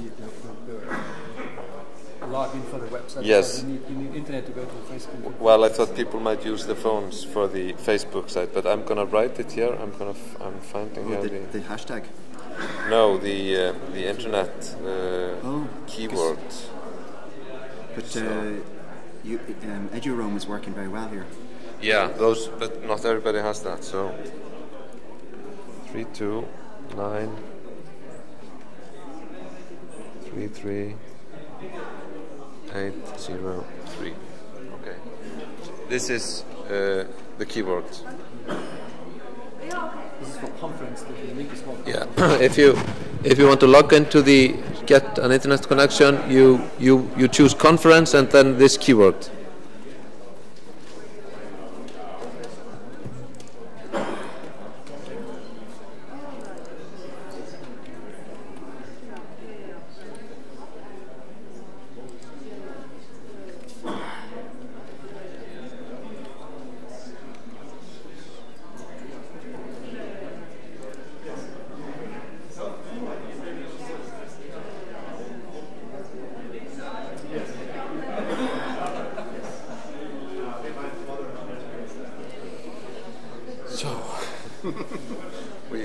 Flora, who was assisting us, she unfortunately had to leave on Thursday, so we were a little bit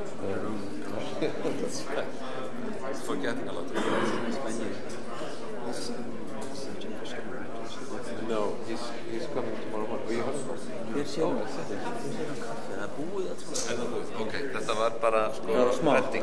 Well, that's fine. I'll see you tomorrow then. Yeah, it's good. Yeah.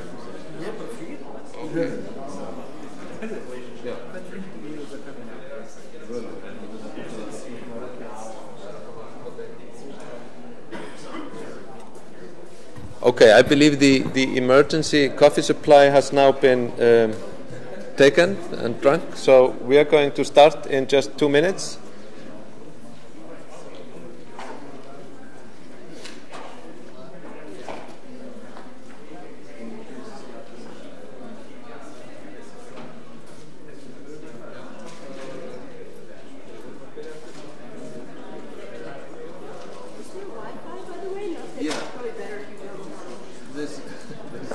This is the keyboard. It's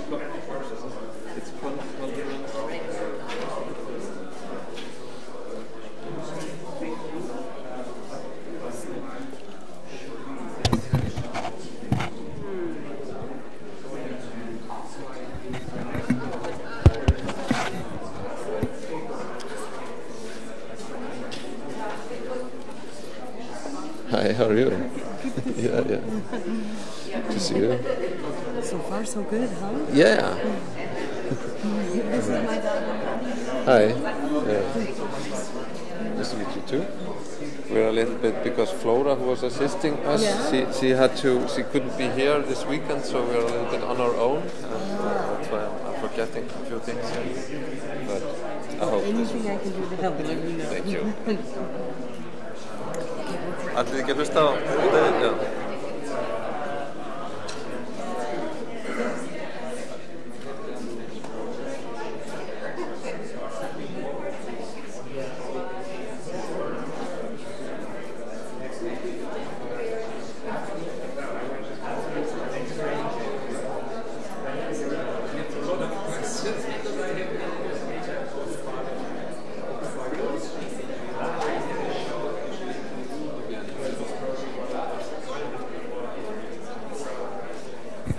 Okay, hello. I think we will now start with David Farrell's talk.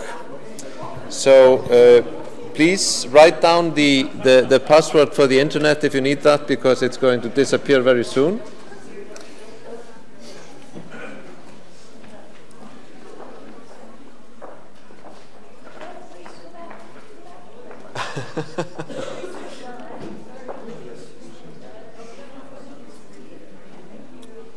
Okay, everybody's got that.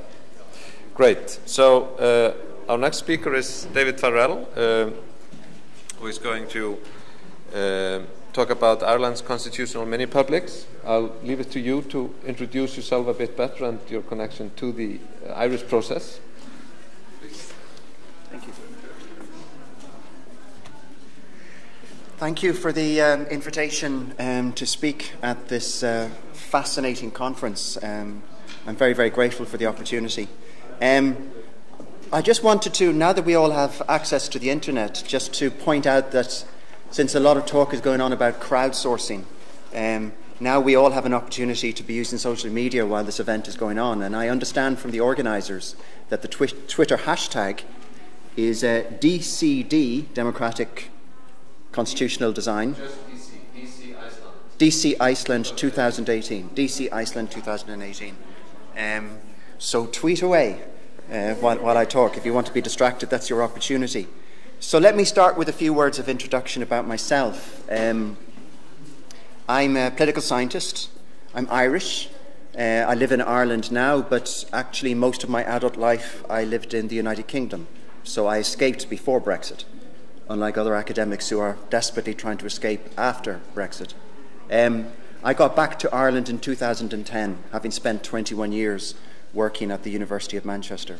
And I work on two areas, party politics and electoral systems. And it was through my work on electoral systems, as I'll explain more in a moment, that I started to develop my current interest, which is in deliberation, and a particular feature of deliberation involving what my colleagues and I refer to as constitutional mini-publics, about which I'll say more later. So unlike Jose, who's a fascinating talk, was a wonderful theoretical and comparative overview of debates about constitutional crowdsourcing, my talk is going to be much more mundane, I think. It's going to be focused very much on the Irish case. There's a story to tell, so I'm very happy to tell it. And it's a story I'm very proud to tell. But I will be critical, and I'll come to my critical remarks about the Irish case towards the end of my remarks to you. So it's about the Irish case, but in part, as you will gather, it's also quite a personal story. I was quite struck by the Prime Minister's superb introductory remarks this morning about the need for academics to come out of the academy and engage and roll our sleeves up and get our hands dirty and get involved in real-world politics. And in part, that's something of the sort of story that I'll be relaying to you today, because that's effectively what the crisis of the Irish recession, deep recession, caused for us. So I'll say more about that later. I want to name-check one or two people, if I may. It was wonderful to hear Catherine, the other Catherine, this morning, and your great remarks. I loved what you had to say, but for me, particularly, to hear somebody who was a member of the Constitutional Council. And I know there's at least one other member of the Constitutional Council, my buddy Erica Bergman, who's in the audience today. There may well be others as well. And I think it's great to see people who were very much involved in the original design of the topics that are still hotly debated in Iceland today from that process way back in 2011. And then finally, in terms of my introductory remarks, I wanted to draw out a few points of similarity or comparison with the Icelandic case to set the scene for the Irish case. So, unlike what I understand is your situation in Iceland, in Ireland, our constitution is very much of our design. We got our independence from the United Kingdom in 1922, and we had a constitution that was in large part foisted upon us by our British rulers as they left the island, or left this part of the island. But in 1937, we were able to design our own constitution, which was passed by a referendum.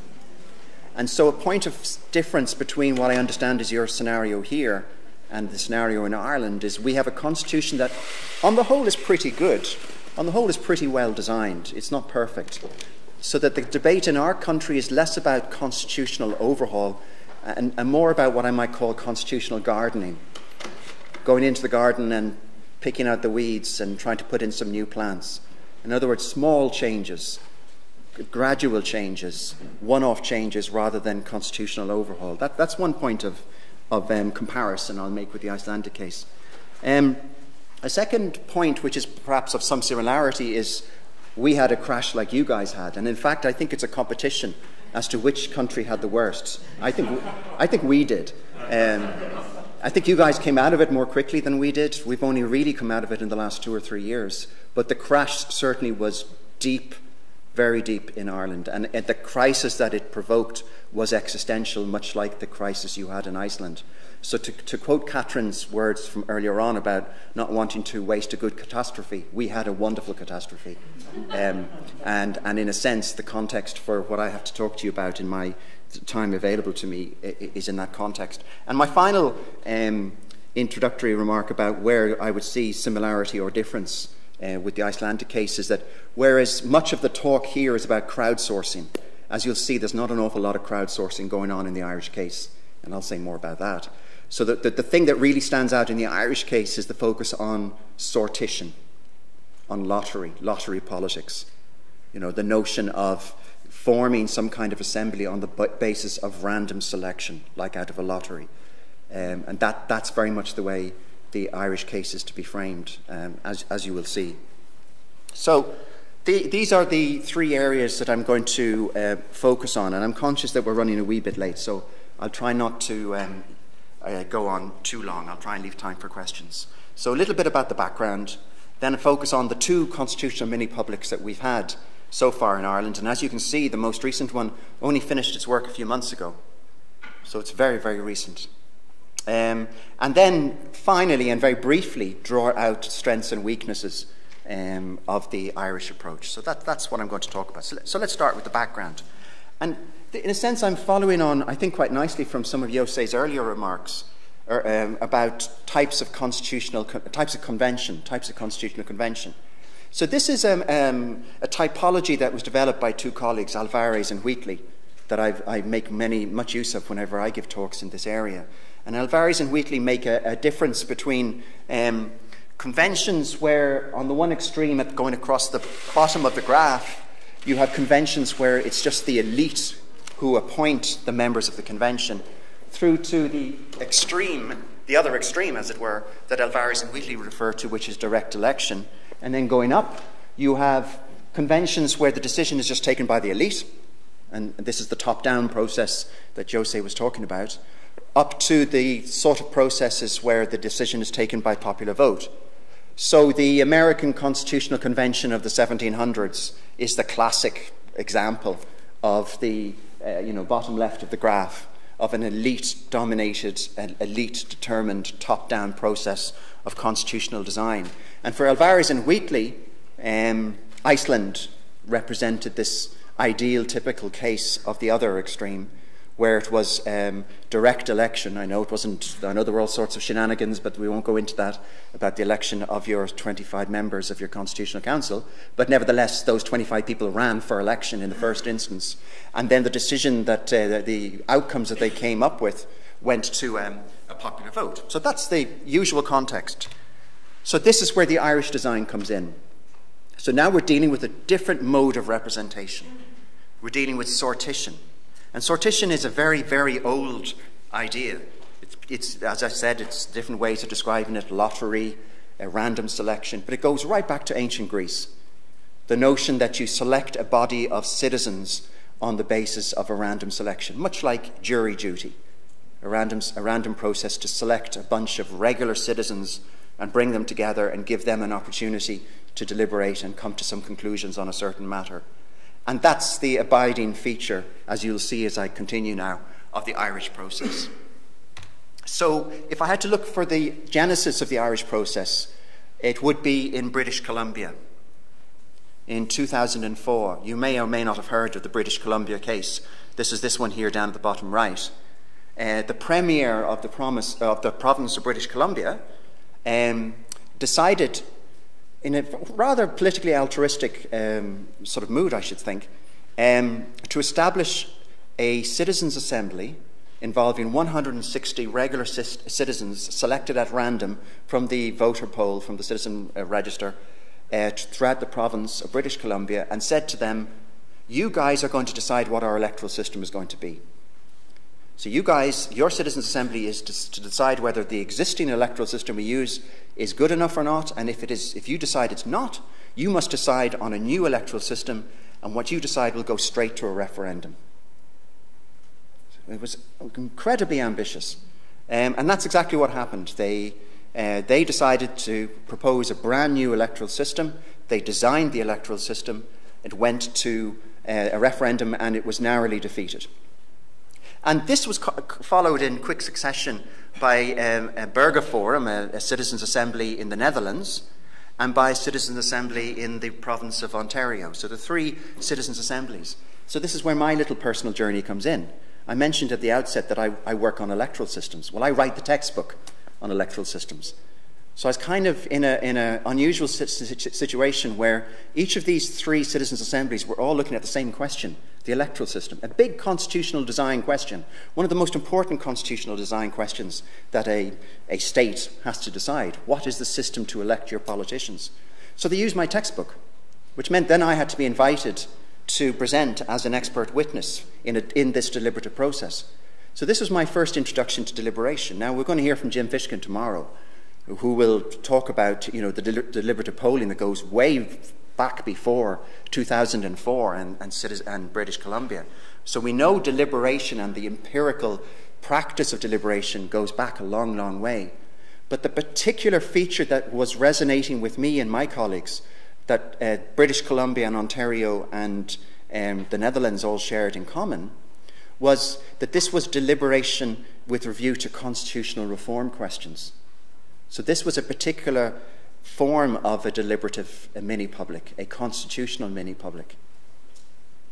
So, flash forward in time. We have our economic crash. I don't have Iceland on the graph, but I'd love to know if you can see the graph. It's the best I could come up with. The little yellow line here is Ireland. So this is around the time I returned back from Britain. I got back just in time for the crash.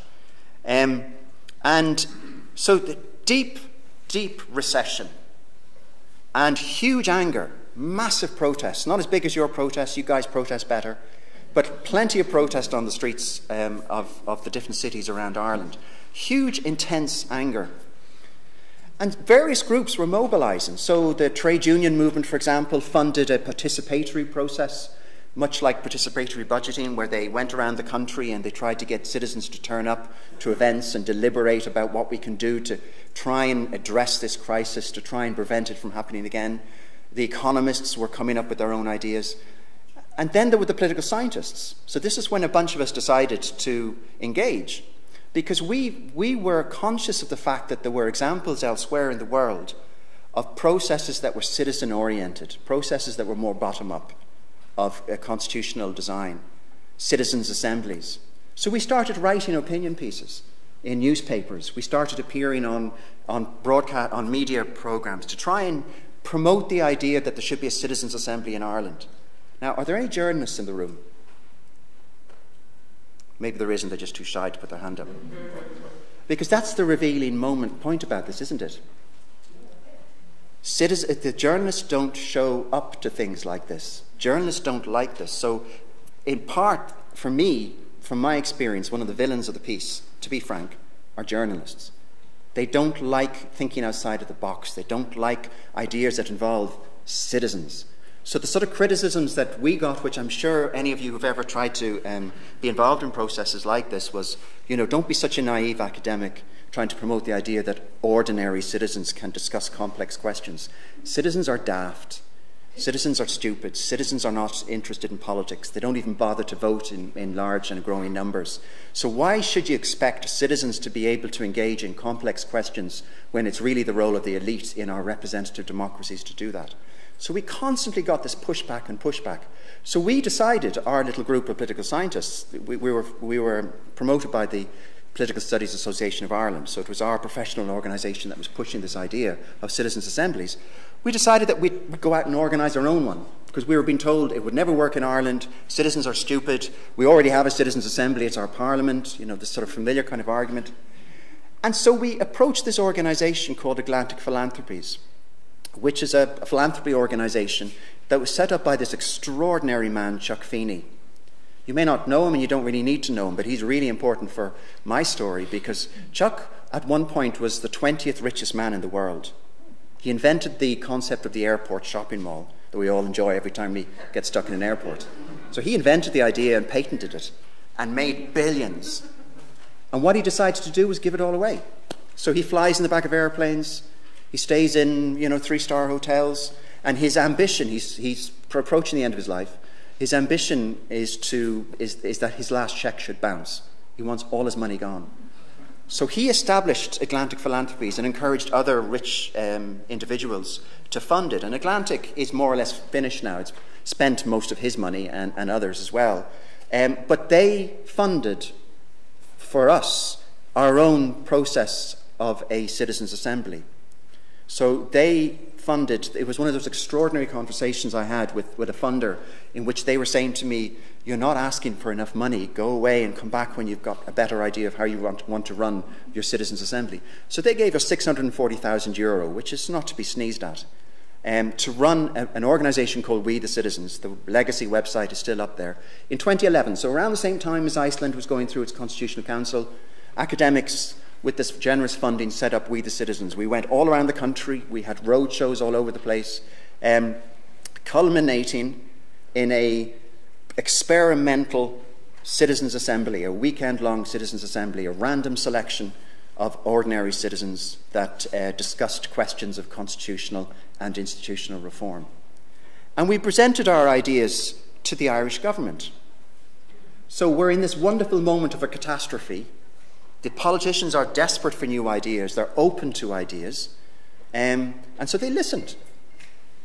The journalists may have been impossible to deal with, but the politicians, in fairness, listened. We met with the leaders of every single party, including the Prime Minister, and presented our findings from our experiment and showed the wonderful impact this experiment had on the members in terms of greater efficacy and greater satisfaction with democracy and opinion shifts and all of the sort of things that Fishkin and his colleagues show from their deliberative polling. We were able to show the same thing happened in Ireland. And so the Irish government decided to set up a constitutional convention in 2012, in large part using many of the ideas that we were promoting, which were not our ideas. We were promoting the ideas of others, such as the British Columbia process, but they brought us in as advisors to help guide the process. So this is the basis of the Irish process. It's, in large part, it's perhaps familiar enough as a deliberative mini-public, but there are certain quirks about the Irish one. But let me very briefly go through it. So we've had 2 of these, as you'll see in a moment. I'll go into them in more detail. 99 members. Sometimes it's just citizens, sometimes it's mixed with politicians. I'll say more about that in a moment.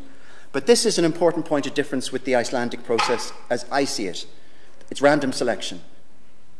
So unlike the Icelandic process as I understand it, and correct me if I'm wrong, where the 25 members of the Constitutional Council ran for election, in the Irish process, these citizens' members were selected at random by an opinion poll company. Somebody knocked on the door of a citizen and said, "You're it, you've been selected." Now in 19 out of 20 times, the door was slammed in the face of the market research person, but eventually they found a critical mass of citizens representing all sectors, men, women, age groups, education differences, all the sort of sectoral divides, demographic divides were catered for. And so you get a very different kind of chemistry because the citizens were selected by their government rather than running for office and feeling they had a personal mandate. That produces quite a different chemistry, I would argue. I could discuss that in the Q&A. Deliberation, small group facilitated deliberation. So that's at the heart of this, people sitting at small tables. Experts are experts. That's the role of the expert. So unlike the classic American case where the experts design the Constitutional Convention, outcomes are involved in it, in this case the experts are brought in to give their expertise, to give witness, but then they exit the room. Interest groups in the Irish case are also included.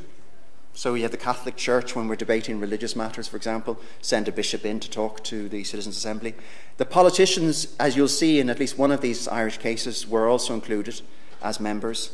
And then the bottom point is the area of potential great weakness, which is that the agenda and outcomes are determined by the government, which is where we get into the realm of cherry picking.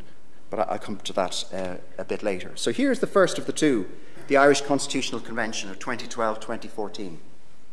And there's a picture, a familiar enough picture of a deliberative process.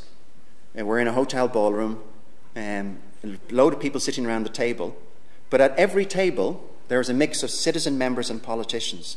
So in this Constitutional Convention, 33 of the 99 members were members of Parliament. This included leaders of political parties, it included government ministers, it included people who have since become government ministers, who are still in the Parliament.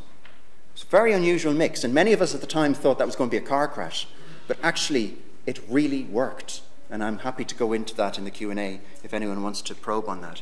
Then we had an agenda. This is an example of the agenda. The agenda was set by the government, so this was a new government that had been elected in 2011, a coalition government, and so the 2 coalition partners basically threw into a bucket, I suppose, a series of things that they wanted to discuss about how to change our constitution. This is the constitutional gardening I started out with. Let's discuss marriage equality. Let's get rid of the blasphemy ban in our constitution. Let's look at parliamentary reform. So they chucked all these ideas into a bucket and they basically said to the Constitutional Convention, that's your agenda. Now you guys go and discuss these agenda items. And it produced 43 recommendations. So it was a process that was very open, very transparent in all sorts of ways. The sessions, the public sessions where they were deliberating as a group were live streamed, so people could watch it from outside. Citizens were encouraged to submit their own views to an online process on the website, their own views about the topics being discussed. So they could come into the room if they wanted to observe the proceedings. So it was very open in that way. And it produced some important outcomes. And of course, this was the headline news.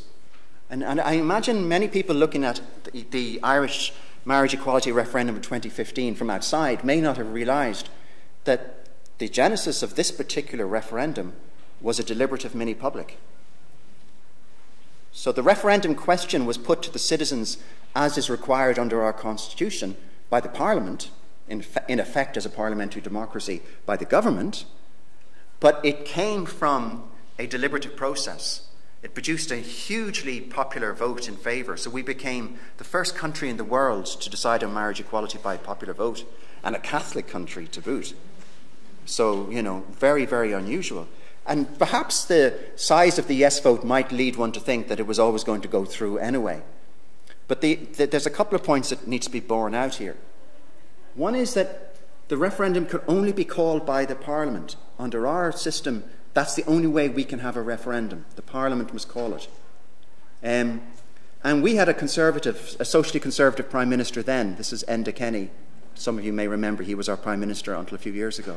Enda Kenny came from the very socially, morally conservative wing of his political party. The notion of Enda Kenny being in a gay bar is beyond all imagination. But really what that symbolised was that the huge vote in the outcome of the Constitutional Convention in favour of a marriage equality referendum, the size of the vote, the intensity around the vote, the street parties to celebrate it, was such that it encouraged him to put it in those terms. It galvanised senior politicians to give it a go. Let's ask the question in a referendum. So that's the first contribution the Constitutional Convention made. It allowed the referendum to be held in the first place. The second was because 33 of the 99 members came from all the political parties, it stopped the potential for party politics. Because this is exactly the sort of topic that in normal times would have produced a wonderful scenario for party politics, for the opposition party to say, you know, we don't want gay marriage for all sorts of these reasons. They couldn't do that because they were part of the process leading to the question. And the third contribution that the Constitutional Convention made is that it actually fed into the yes vote. And we know that from survey research we did during the course of the referendum, that we find a relationship between the yes vote and knowledge of the role of the Convention. And I'll say more about that dimension when I talk about another referendum in a few moments. So the Convention made a major contribution. There were other outcomes, because as you will have gathered, the agenda was a rather large agenda and a rather eclectic agenda. You know, it was things like, should we reduce the voting age? Should we change the term of the office of our presidency, who's weaker than your president, from a 7-year term to a 5-year term? Some very, very eclectic and really rather unusual agenda items, because the politicians had flung all of these things into a bucket. You know, oh, we'll have that discussion. Let's talk about that. Let's talk about this. So it was a very strange agenda, very top-down designed agenda in that regard. And the politicians have also been very slow to react. This process ended in 2014. This is the situation today. At least 2 of the sets of recommendations are never going to see the light of day. And, the slides will be shared, I'm sure, afterwards, so I won't go too long into this now. There's no time. But many of the recommendations are still being deliberated on. In fact, next month, we're going to vote on blasphemy. So that referendum is only happening now, even though the matter was discussed in 2014. Then we go to our second process. Now we've had the most recent one, the Citizens' Assembly of 2016-2018. The same hotel. The reason being because it's got the best Wi-Fi in Ireland, so that's literally the reason. They needed a hotel with good Wi-Fi because they had to have live streaming. That is the only reason. Now you see it's 99 members who are only citizens, there's no politicians. And the clue as to why there are no politicians is in the word abortion. Abortion has been an extremely difficult topic in a Catholic country such as ours. So politicians representing the mainstream right of centre parties would have not wanted to have been part of a process like that. So it was decided on this occasion, let's keep the politicians out of the room and let's have something that's more like the British Columbia Citizens' Assembly. And there's the, again, rather eclectic, abortion, climate change, yeah, definitely important topics, but fixed-term parliaments. You know the concept of a fixed-term parliament? Should the Prime Minister have the right to call an election? On the order of scale between climate change and fixed-term parliaments, there's quite a range there, isn't there? So again, it's an agenda that's unusual, if to put it at its mildest. It's produced 44 recommendations, of which history is kind of repeating itself.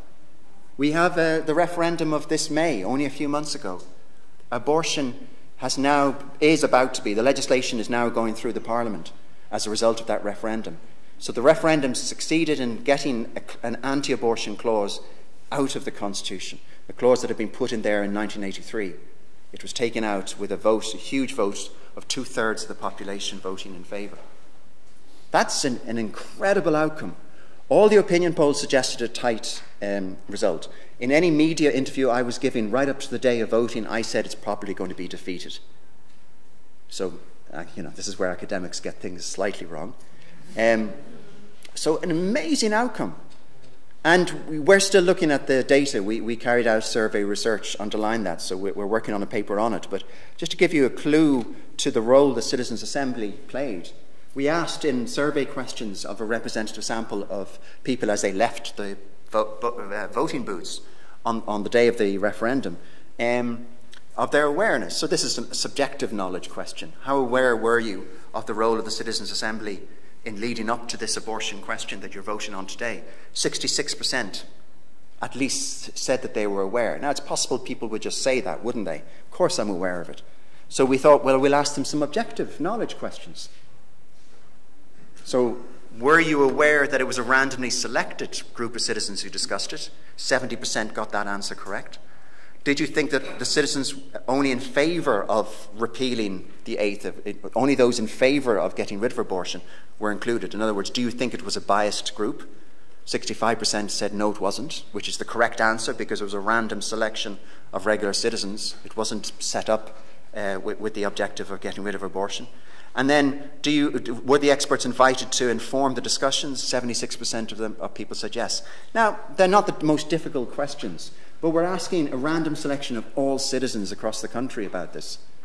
And this is some months after the Citizens' Assembly had discussed the issue of abortion, because it had discussed that a year earlier, before the referendum.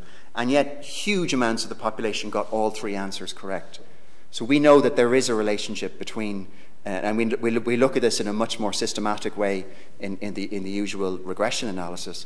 We know there is a relationship between the yes vote and knowledge of the Citizens' Assembly, much like we found in the previous referendum. But that's the good story. The not so good story is what's happened to all the other proposals. So the abortion topic, referendum passed. Climate change, they're now setting up a parliamentary commission to consider climate change. It's slightly important, and yet they're only now discussing it. And then these other topics, ageing, manner in which referendum are held, and fixed-term parliaments, there's been absolutely no reaction. Nobody in the political class give a damn, even though they set that agenda in the first place. They don't care. So there's a story there that I'll draw out towards the end of my remarks. And now I'm going to get to the end of my remarks. So I want to, in the brief time I've left, talk about the strengths and weaknesses of the Irish approach. So first of all, to sort of set the scene of what I've been describing, because every country, as Jose was saying earlier on, every example of this around the world has a slight different variation. So this is the Irish variation. So this is the traditional model that I would have grown up with, that the citizens and various external agencies provide pressure for change to the government and parliament, and the government or parliament between them either produce the legislative reform that's necessary, or if the reform needs constitutional change, go for a referendum to change the constitution. That's the classic example. And so what we've got here in Ireland in these 2 cases is now we brought into the middle of our system of representative democracy. And this is where I completely agree with Jon's opening remarks about, we mustn't forget that we are working within representative democracies. We're not here to get rid of them. We're here to try and improve them. So within our system of representative democracy, that's at least my view anyway, we have inserted a constitutional mini-public. And its role, more than anything else, is to encourage the politicians and the political classes. That's its main role, because its decisions are not binding in the Irish case. Its decisions are advisory. And for good or ill, that means the political class will take that advice or not take that advice. but at least it's helping them. And in the case of abortion and marriage equality, it greatly helped the politicians to have the courage to go ahead and ask what otherwise they may not have wanted to ask in a referendum. And then ultimately the decision is taken by the citizens in a referendum when you're talking about constitutional reform. The only other example I can think of today that's remotely like this is the work of John Gastel and colleagues in Oregon with their citizen initiative reviews. They have a process that's not unlike this, where there's going to be a referendum in Oregon, so they set up a citizens' assembly to discuss the topic. It produces a small report that is then fed back to the citizens to inform them before they vote in that referendum. The Irish case is a bit like that, so that's the good thing. But it's got some weaknesses, and I'll just mention 5 briefly before I finish, as I finish. It's not exactly crowdsourced, so I feel a little bit out of sorts with the rest of you, because while there's a lot to praise about the Irish case, it does have quite a few weaknesses, and one of them is that the agenda is set by the politicians. There's very little, if any, scope for an agenda item to emerge through another means. And the outcomes are decided by the politicians in the first instance, because it's for the politicians to decide whether they're going to take it forward or not. And as I was pointing out to you, there are some examples where the politicians don't engage at all in what was discussed. They just ignore what was discussed. So this is cherry picking at its worst. A second weakness of the Irish case is the agenda is kind of packed. You saw, particularly in the case of the Constitutional Convention, the large agenda. They had a year.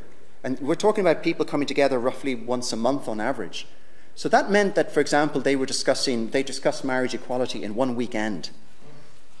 That's very different from British Columbia, where they discussed electoral reform over the course of 9 weekends. So the agenda was very packed, and that meant that there was insufficient time to really get to grips with the complexities of the argument. That's a big weakness of the Irish case. Very poorly resourced. So my colleagues and I provided advice on how to run a deliberative process. We trained the facilitators. We monitored the facilitators. We found the facilitators. We helped to find the experts who were going to give witness. We helped them to write their papers. All of that we did for free, because there was no resources to pay us in the midst of the crisis. It was poorly resourced in the sense that the citizen members were not paid for their time. They volunteered their time. They got basic expenses, and I mean basic. It was, take buses and trains, not taxis. But no honoraria, no fee was paid to the citizen members. And as a result, one of the big weaknesses of the Irish case is there's much more turnover. So in the most recent Citizens' Assembly, they had to appoint 50 new members out of the 99. There was a turnover of 50 over the lifetime of the Citizens' Assembly. That's really bad. That shouldn't have happened, but that's just the way it was organised. It's not institutionalised. So we have had 2 wonderful examples, and now there's talk of maybe a 3rd Citizens' Assembly, but it's just talk. So we don't have this as a process that's going to happen again and again. It's very much still at the whims of who's in the political leadership at the time. So we may never have another one, but I suspect we will, because the politicians have grown to rather love it, at least at present. And my final one, which in some ways covers some of the earlier points, is that the one really major weakness, I think, of the Irish case is that it's run by the civil servants. So it's run by civil servants who are seconded from their normal duties in the Department of the Prime Minister. And civil servants, and I'm sorry if there are any of you in the room who are civil servants, I don't mean offence, but let's face it, civil servants' primary role is to represent the interests of the state through working with the political leaders in making sure that policy is implemented in an appropriate way. Or to put it in a less fine way, civil servants are there to make sure that the politicians' needs are looked out for to varying degrees. That means, first and foremost, the needs of the politicians come first for the civil servants.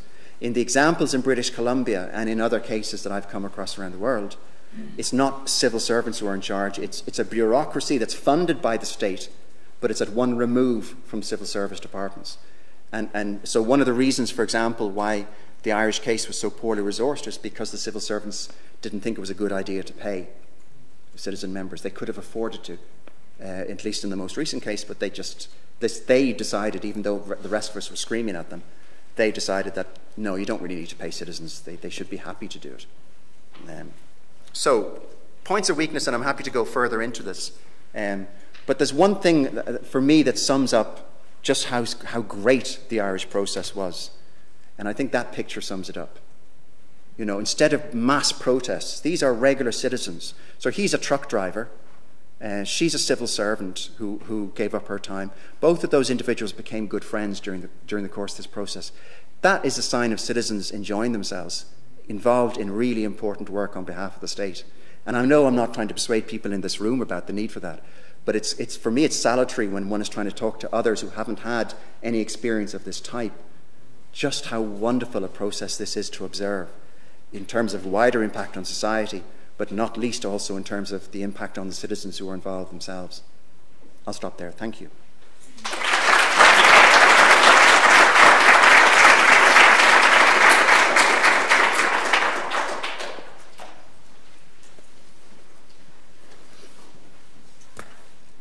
Thank you, David, for a really enlightening and inspirational talk, actually, for the things that have been going on here in Iceland. I guess we're going to take a little bit more time than until 12, so we'll have some 20 minutes for questions. Catherine, and then Alex.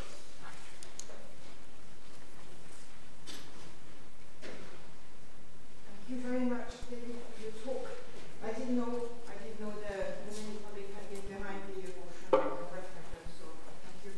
I wanted to ask if you could elaborate a little bit on the 1983 constitutional reform, because I believe it was a very different process of reform that led to that reform. And if you see a parallel, between the type of reform and the outcome of the reform, because that I think will go to strengthen your thinking.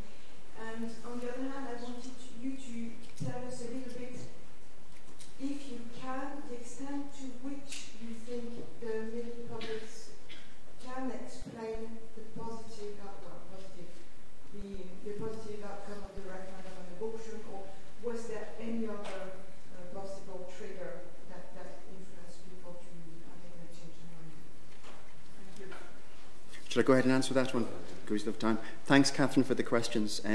Yeah, so in 1983, the Catholic Church was still at the height of its powers in Ireland, and it took advantage of an unstable situation in our party politics to tie the hands of the leaders of the main political parties to agree to having a referendum to insert into our constitution the right to life of the unborn.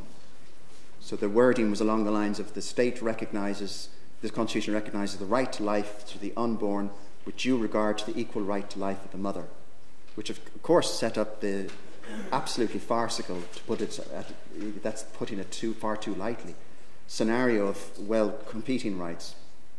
And at the time, constitutional lawyers and many others were saying this is just nuts. Women will die as a result of this, and women have died as a result of this. So gradually, over the years, the international and national criticisms of successive Irish governments for allowing that clause to stay in our constitution were growing louder and louder. And in a sense, I'm answering both your questions together now, because obviously it's not the mini public that caused the yes vote. I mean, I would not want to suggest that. It had a role. I think its bigger role really was in making sure the politicians called it, and I think also in helping to encourage the politicians to be brave in discussing what this really means. So, for example, the big example was politicians to a person saying, if we have abortion in Ireland, that will mean unrestricted access to abortion in the first 10 weeks.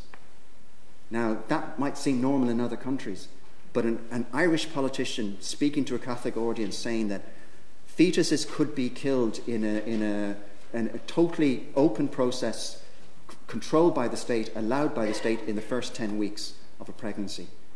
That was a big step for politicians to take, and they were galvanised to take that step because all of those issues have been discussed in great detail by the Citizens' Assembly. They took 5 months to discuss, in this instance, this topic. So they went into great detail about why it had to be 10 weeks unrestricted. That's just one example. So the Citizens' Assembly definitely played an important role in the reversal. In 1983, 2/3 of the Irish voters voted to put that clause into the Constitution. In 2018, 2/3 of the voters voted to get rid of it. So the big reason, really, why they got they voted for change was because the Catholic Church is so much weaker. It's in disgrace. You know, we have still developing stories to this day of the abuse of young people, the abuse of women in our country over many, many, many years. And so the Catholic Church is on the back foot. And that is the reason more than anything else. Ireland is secularising at a very fast pace. So that would be my attempt to answer your question. Hello, thank you for a very engaging, interesting, and relevant talk. My name is Alex Hudson, and I have two issues that I want to sort of raise for your reflection, if you wish. First is the idea of certainty about where we reach a binding outcome. I think this is one interesting thing to think about between Ireland and Iceland. Is you know, basically where the veto points are, who gets to say no, and what citizens know about where those things are. I think I've expressed that in a confusing way, but hopefully the meaning came through. And then secondly, I'm really interested in these no votes in referenda. And so you have these three groups, right? The political elites, the deliberative public, and the mass public, and they all have different levels of information and incentives and interests, right? And so one of the things that I think we should mention about the BC and Ontario citizens' assemblies was that the deliberative correct answer, if you will, was given a no vote by the mass public. And then in one of the Irish cases that you just mentioned, right, we have a no vote. So I wonder what your reflections would be on when the choice made by a deliberative mini public is rejected by the mass public. I'll have a go, Alex. They're big questions in their own right. I mean, as I was setting out in the Irish case, there never has been a discussion in our debates in Ireland about whether the outcome of a deliberative mini-public should be binding. So we have always worked on the basis that it should be advisory, and that it should work within our representative system. Now there are others who differ, and I know of colleagues in Poland and colleagues in the Netherlands and in Belgium today who would be promoting quite a different argument, in which they would be saying, no, we need to really take this to the next stage, which is that there should be, I don't know, some supermajority rule or something that if the vast bulk of the Citizen Assembly members vote for change, then that should be accepted. And that should go straight to a referendum or some such thing, so it should be binding in some way. So there's a big debate. I'm sure you're aware of it yourself. I still hold to the position that maybe that might come later, but for now, I find it more comfortable to say that the role that this mini-public plays is to help guide the political class to have the courage to take a process, to take a difficult step that they've avoided taking. It took from 1983 to 2018 to get rid of what was an absolutely atrocious clause in our constitution, and it needed that encouragement from a mini-public. There have been 4 previous referendums that have failed to resolve the issue, but this one worked. And that, I think, in some way overlaps with your second question. Just quickly remind me, what was the... Basically, when the mass public rejects the choice made by the deliberative. Yeah, when the mass public reject, I had a thought on that one. Sorry. Yes, this is the challenge, that if you set up it's when you're trying to mix deliberative democracy with direct democracy. The two don't sit comfortably with each other, and this is where I rather like what Gastel and his colleagues are trying to do. They're trying to come up with methods to allow the strengths of the deliberative process to feed into the direct democracy process. So as you may know, in Gastel's Oregon experiments, he does these one-page summaries of the outcomes of the Citizens' Assembly, where the pros and cons are put as basically as possible, and it's made clear that this one-page document was produced by citizens, and that's then fed into the direct democracy process in the referendum result. And the Irish case doesn't work quite so well as that. So sometimes these referendums, the blasphemy one we're about to have, is years after the fact. So it's a major challenge to remind citizens when they're going to vote that there was a deliberative process at the heart of this in the first instance.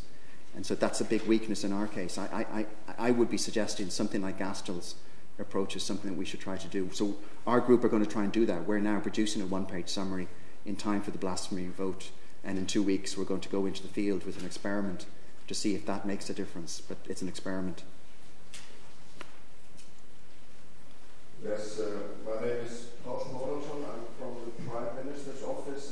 Sorry, I apologize. I'm a civil servant, but I can discuss with you later whether I agree with your notion of civil service. But anyhow, thank you very much for your interesting speech and the fascinating comparison between the Icelandic exercise and the Irish one. One difference is that the mini publics in Ireland were invited to deliver recommendations, and presumably someone has to continue the work on that to have a draft law, for example, while the Icelandic Constitutional Council was invited to finish a complete draft in legal terms. Was there any discussion in Ireland whether it was too modest to have only recommendations, and would you recommend the Irish way as a best practice? Yeah, it's an important question. I mean, British Columbia would be closer in that regard to the Icelandic case, because in British Columbia they designed the electoral system in huge detail that went to the citizens. In the Irish case, as I said, there wasn't enough time. But when we discussed abortion, as I mentioned, that had 5 weekends, 5 months. And that did allow time for rather detailed, there's a lot of recommendations. So the big recommendation was, we recommend that there should be a referendum to remove the clause from the Constitution on abortion. But furthermore, we recommend the following matters also be considered in the legislation that will follow. And I think that's a sort of in-between which worked rather well. So in that example, they were not producing the draft legislation on abortion that is now going to go to the Parliament, but they were setting the parameters. So unrestricted access for 10 weeks. If there is to be abortion in late-stage pregnancy, it should be for these reasons. Things like that were there to make sure that the politicians deal with that in the legislation, but they were not drafting the legislation. So I kind of like that middle way. I think that worked quite well.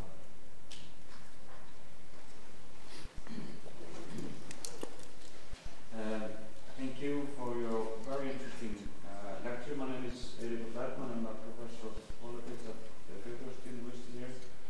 I was also one of the 25 Constitutional Council members. I wanted to ask you about parliamentarians' involvement. We have discussed this over several occasions, and you mentioned this also during your talk. But I think one of the weaknesses of the Icelandic process was that Parliament was alienated from the deliberative process in the Council, which meant that when the draft was handed in, it was sort of received quite coolly by many politicians that didn't have any sort of sense of ownership of that process. So it was highly politicized from the beginning, where the governmental parties, majority of the parliamentarians of the governmental parties were in favor, but there was also very strong opposition. So that comparison between Iceland and Ireland is very interesting. So if you could perhaps deliberate a little bit more on exactly what the role of the parliamentarians can be in a process like that. For example, one of the things I was surprised of was that, as I understand the Irish process, they didn't really push their own agenda that much. So if you could perhaps explain a little bit more about that. Yeah, thanks, Erica. Thank you for that question. Yes, because, as I said, for the Constitutional Convention, a third of the members were members of Parliament. So you had Gerry Adams, who was the leader of Sinn Féin, he was a member. Mary Lou MacDonald, who's now the leader of Sinn Féin, she's a member. Our Minister for Justice, a former Minister for Children. So we had very senior and less senior politicians. And they were not randomly selected. It was proportionate to the size of the parliamentary party. So if you were a small party, you were told you'd have 1 member. If you were a big party, you might have 6 or 7 members, that sort of thing. And the fear at the start, and you and I first met when it was about to be set up back in 2012, and I remember most of us were saying this is going to be terrible. The politicians will take charge, they will set parliamentary rules of procedure, you know, Mr. Speaker and all that sort of rubbish, and they will run it the way they're familiar with, and that's going to be a disaster. And that didn't happen. And it didn't happen for all sorts of reasons. I think one of the reasons it didn't happen was because the politicians, in the moment of crisis, realised they better behave. But I think more importantly because the rules of procedure were set up to try and minimise the risk. So it was deliberation. We trained the facilitators. It was first name terms, so it was Jerry, not Jerry Adams, sitting next to Mildred, sitting next to John. And if Jerry was saying too much, the job of the facilitator was to say, Jerry, you've spoken enough now, let's hear Mildred. So properly run deliberative processes. And the decision when it was taken would be by secret ballot, which prevented the risk of parliamentary parties deciding to vote in unison, which is the classic device within a parliamentary structure. So for all those reasons it really worked. And why I say with some confidence it worked is because, as I know you know, Erica, we surveyed the members throughout the processes. So one of the reasons why we were involved was because we wanted to get some research outcome from this. So we got the permission of the organisers to survey the members at the start and at the end of every weekend. And among the questions we asked were questions about the process itself. Did you feel you had equal voice? Were there people dominating the discussions? Did the facilitator do their job? And we got highly positive outcomes week in, week out. And we have a paper that we're hoping to get published quite soon now. It looks like it's going to be accepted at last, in which we pose the question, was there domination by the politicians? And the answer is no. So it worked. Yes, thank you, David.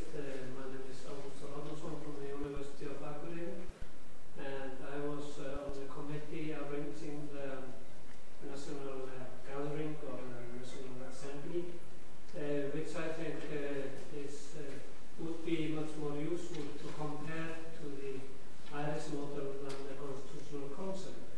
And what I would like to hear from you is if you can describe what happened at the tables, because in this committee of 7 preparing this in Iceland, we didn't agree on how and if we should take minutes from the discussions.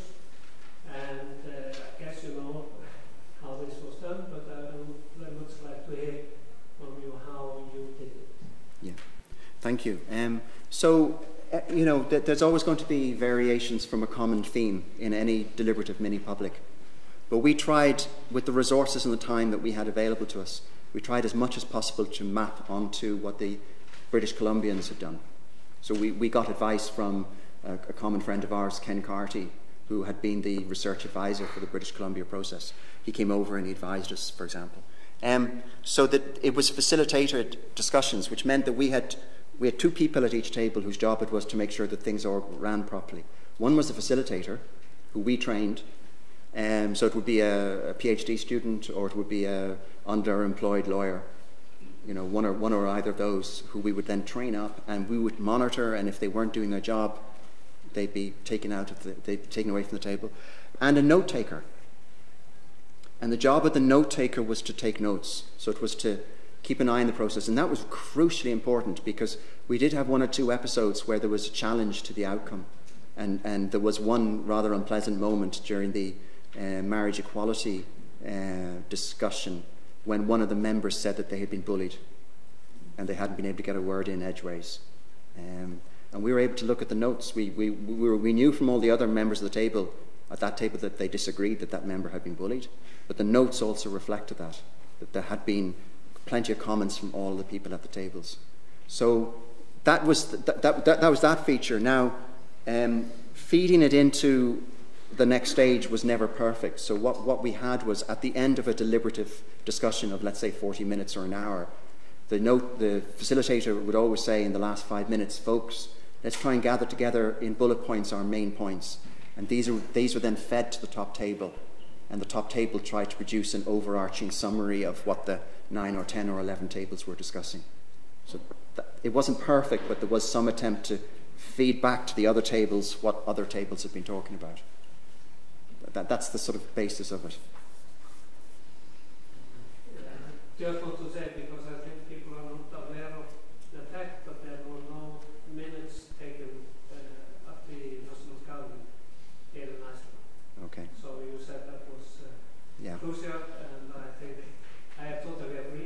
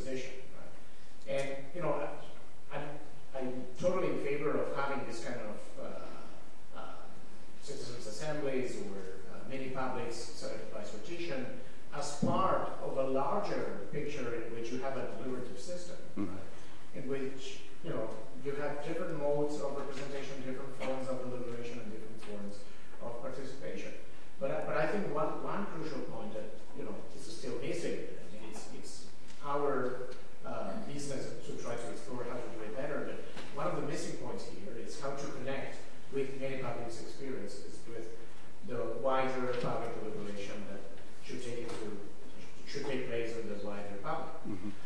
So I think this might explain why sometimes the people reject what these many publics do. I think you said in your question that they rejected the correct deliberative decision. So I have many doubts about what is the correct decision here. But certainly, I think that we should do better in connecting these kind of discussions with the wider public. So the question is, how the people in Ireland were following the discussions here? There were any way in which they could have access to the discussions? They were, they were informed about what these people were discussing? Because if not, I mean, the temptation again is that there is a sort of division of labor. These are the citizens who will decide in our name, pretty much as in the old-fashioned constitutionalism. The elite, the members of the elite were making those decisions in our name. And for the rest of the people, we can just keep on going on our ordinary life without paying any attention to that. It's an important question. I mean, one of the weaknesses, as I said, of the Irish case was the lack of resources, and that included the lack of resources for proper media profiling of what was going on. So, press relations. It was very, very poorly done. So the main answer to your question is it depended on the topic, how much interest there was and how much knowledge there was about what was going on. So when they were discussing abortion, there had to be police. The police had to be on patrolling the hotel campus. There were protesters with pictures of fetuses, huge, big blow-up pictures of fetuses at the gates every weekend. There was a huge group within the room, so they had to have an overflow with a video stream to another room because they couldn't cater for the amount of people who wanted to watch. There were over 13,000 submissions from the public onto the website to discuss the abortion topic. They could feed in their views onto the website. So there was huge interest and intense media coverage of it. However, when they discussed fixed-term parliaments, I said they received about 13,000 submissions on abortion. For fixed-term parliaments, there were 7 submissions. A third of the members of the Citizens' Assembly didn't even bother to show up. They were that bored. The politicians didn't send any representatives. The room was completely empty of any witnesses. And there was nobody watching the live stream as far as one could understand. It was just going out into the ether, but nobody was paying any attention. So it very much depends on the topic, and I think that's one of the crucial points that's often made about deliberative mini-publics is you need to pick carefully the kind of topic to discuss. I always use this example from our buddy Ken Carty, who makes the point that you would not want to fly an aircraft designed by a Citizens' Assembly. And he's right. I wouldn't feel too confident. But that gets to one dimension, which is you've got to think hard before you give a Citizens' Assembly a very technical and complex matter to discuss. But also, I think the other dimension is you've got to think about topics that perhaps have strong underlying values. And those are the sort of topics that lend themselves better to processes like this, of which, of course, constitutional reform is the key one. But fixed-term parliaments don't have an awful lot of underlying values to them, so they're boring for that reason. So it very much depends on the issue, I suppose, is my attempt at an answer. Okay, so this concludes our morning session. Thank you, David. Thank you.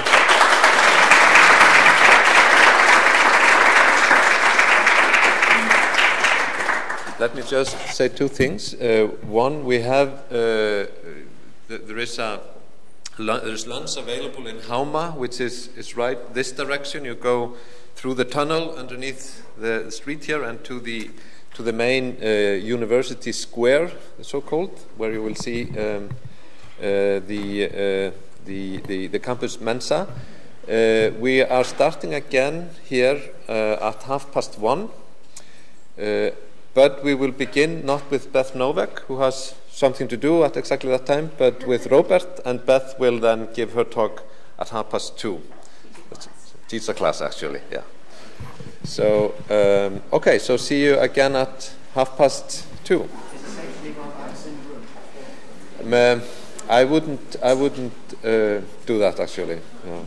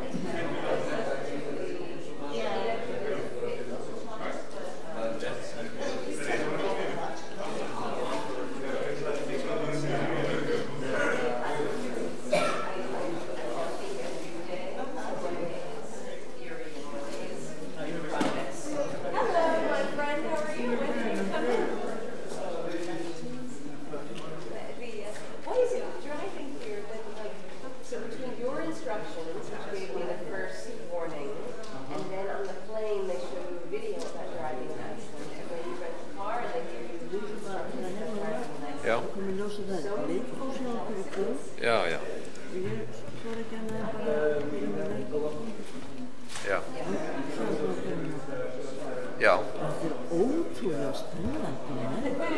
Já, þeir eru það náttúrulega. Síðustu dagar ég bara Já, hann Larry, einmitt, hann mjög skemmtilegur sko. Já, Katrín, já, hún á eftir Larry, einmitt, já. Einmitt. Ég bara verið að þetta Já. Hvernig fyrstu þessa manneskja? Maður náttúrulega þekkir fólk sem í þessum bransa sko. Þessi Jósef. José, já. Já, skemmtilega. Einmitt, já. Alveg takk. Já, takk fyrir komuna.